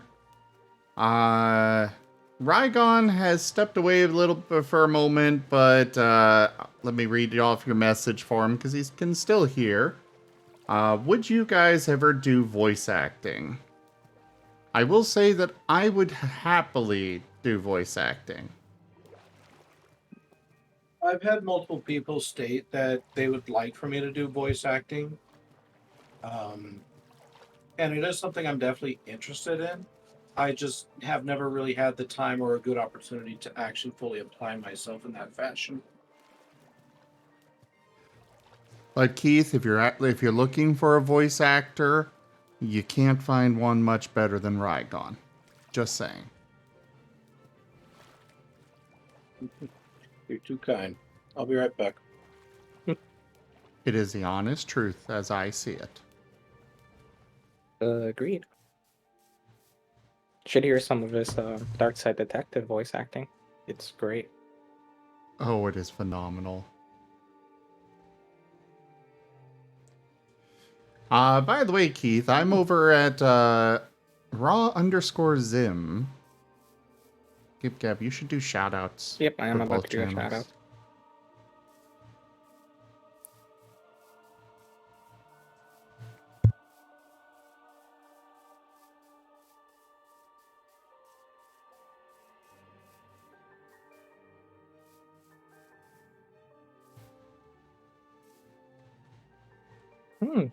What auditions for what, Keith?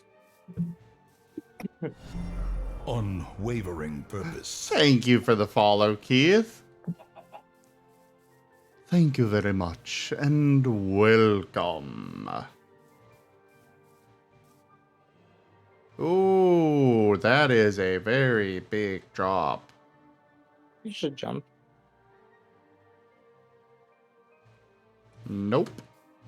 There's a puddle over there. You can make it, I think. Risk it for the biscuit. There ain't no biscuit down there. Are you sure? Have you I gone down am. there to check? There is no biscuit down there that I can see. What if I offer you a biscuit? How much we talking?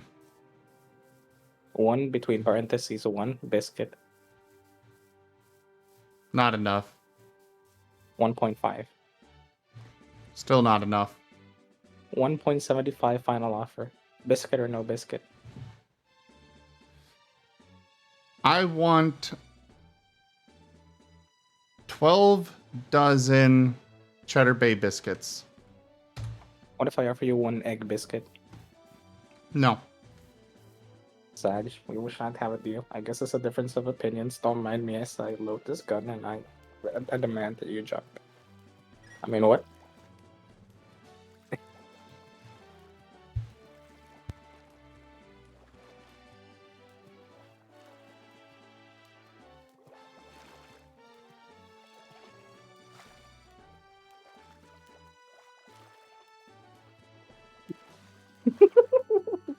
You're doing some anime, manga, and other projects? Interesting, Keith. Well, come over to my channel and come join come join my Discord, and both Rygon and I are in here, and we can talk in DMs on Discord.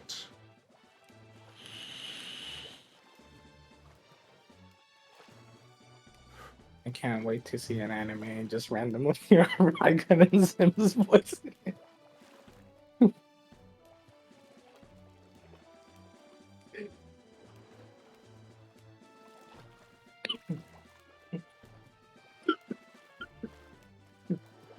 Ah, Don't die on us, Gib Gab. sorry, I tried to mute, but I couldn't reach in time. I said come join the Discord and we can talk in DMs on Discord about it.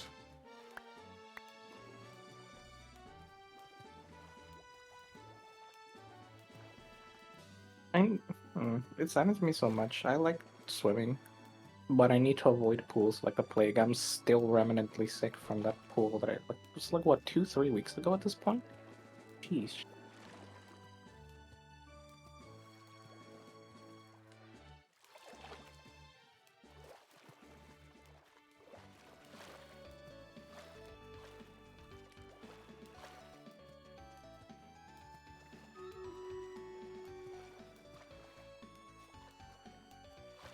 So, Gib Gab, if you are still sick from something like that, you realize there's a chance that you've got a parasite, right? No, it's not that. I've just always had issues with pools. I've always been very bad at them. Like, regardless of which pool, across countries, just everywhere. It's just the immune system and asthma thing bad combined. But yeah, it's just there.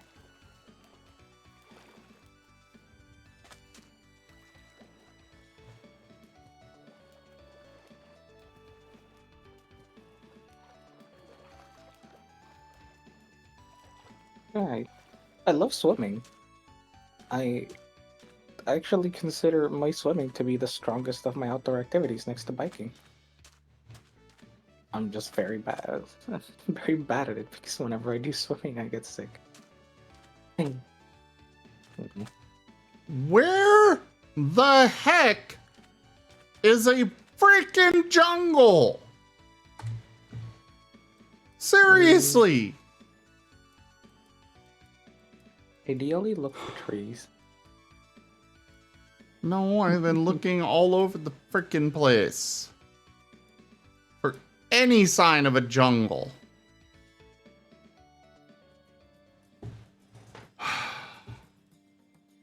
So what if you say it in DMs? I'm curious. What? Just said I have an idea, but I don't want to say it, but I want to hear it now.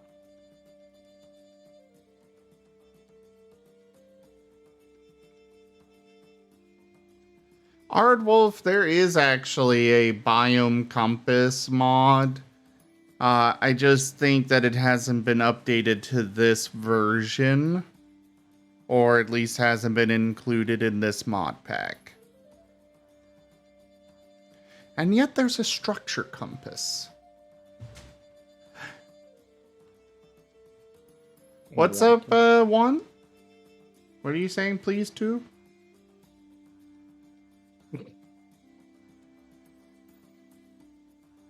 What are you snickering at? Right. Could you make a structure compass and try to look for a jungle temple?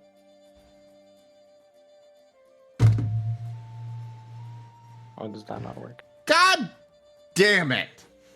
What?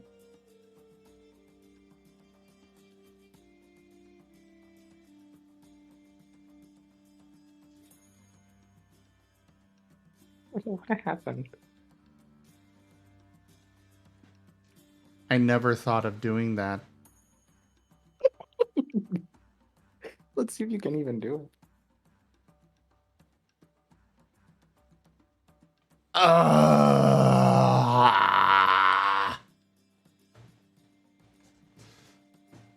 Well, Keith, I am Razor over there on Rygon's side. Gib Gab is... Like, we're all hanging out in voice if you join my Discord. I am Raw Zim. Rygon is away at the moment. And I am Kip Cap.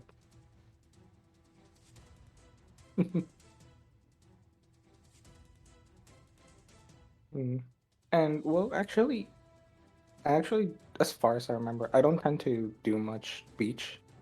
But last time I did lake, it wasn't that bad. So I think it's just some mixture of chlorine or whatever gets put in the pool for chemicals. It could be the chemicals that you're just simply allergic to them. Probably not allergy, like in that regard, but my body doesn't like pools. Yes. I love pools. My body doesn't like them.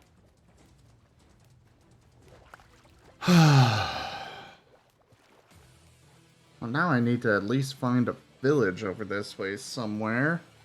They usually have waystones, and that's the only way I'm getting back with all of my stuff intact. Why not use a boat at this point? You're walking a lot on water, and boats are very fast.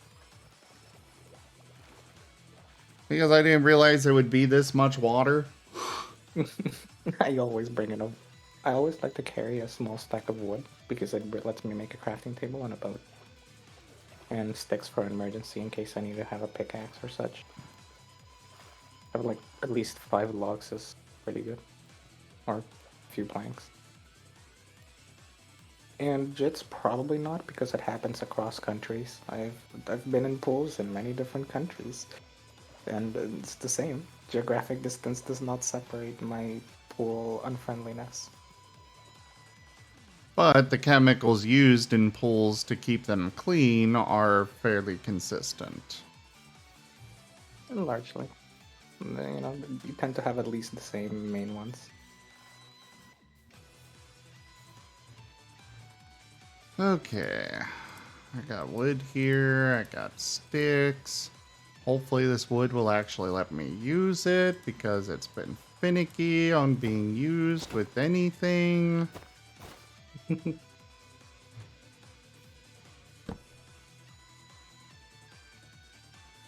How do I even make a boat? How does the building compass even work? Or the structure compass? Oh. I just momentarily thought that it would be terrible if it didn't actually let you look for a jungle. That would be the most blah. I would cry every time.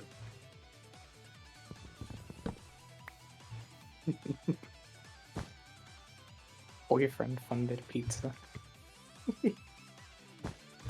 Hey, Keith.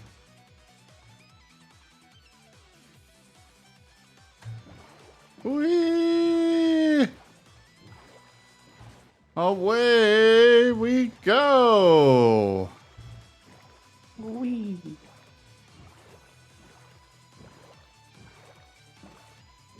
Oh, you can drift on water. What do you mean drift?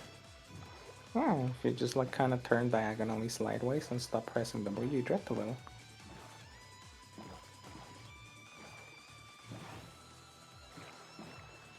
Water drifting.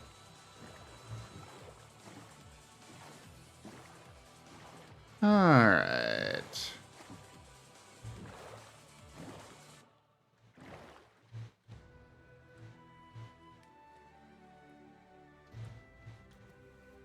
You see, Jits is living the life.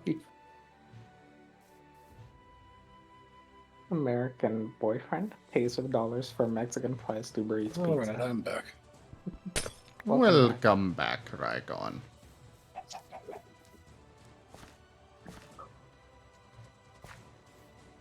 Can't wait. Saying that again. Didn't hear you. You joined. Who is the Gib?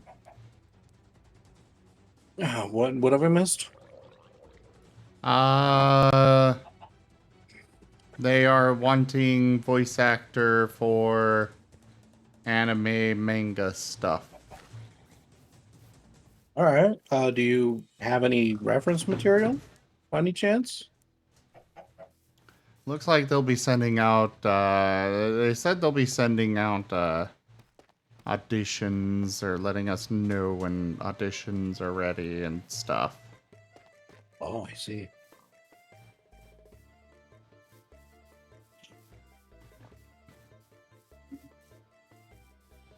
Though I And I said will that I say, can't- Keith, like, if you can draw anime stuff, we might be willing to work out a deal of, exchange of, skills. Because, you know, we've been wanting that, or at least I would be, we've been wanting that anime opener for Pokerroll. Oh, yeah. Obviously something to kind of discuss as time goes.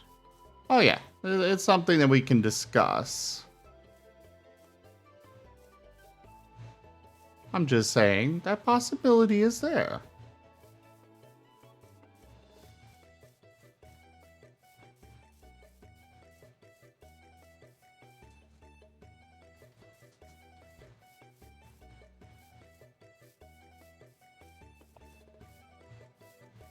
I swear, if I get back to my base, make the structure compass, and then it's like, oh yeah, there's one right over here, I might scream. We just hear the very loud scream begin to pop off, and then it just like mutes, and we cut to the stream ending. Yeah, that's it. Though actually, I am going to go ahead and cut the recording here. Okay. Just splitting it up so I don't accidentally go over the 6-hour mark again. I mean, we're Ooh, only at that's a 4 good idea. hours, but I only have 4 hours, but I feel like tonight's going to be a later night. So, thank you all so much for joining us today for Minecraft. Check out our website, zgfgaming.com. We've got links for our Discord, Telegram, Twitter, Patreon, and more. There on the website, as well as down in the description below through our link tree. Thank you to my patrons, tippers, and subscribers. It is because of your support that I'm able to continue bringing these streams to you all. I really cannot do this without your guys' help and support, so thank you. Consider becoming a patron over at patreon.com/zgfgaming. It is one of the best ways to support the channel, though you can also do so by sharing the stream around, coming and hanging out with us on Discord, using our Humble Bundle partner link, or subscribing to our YouTube channel. But for now, thank you all so much for joining, and I bid you the most fondest adieu. Bye-bye. Bye, YouTube.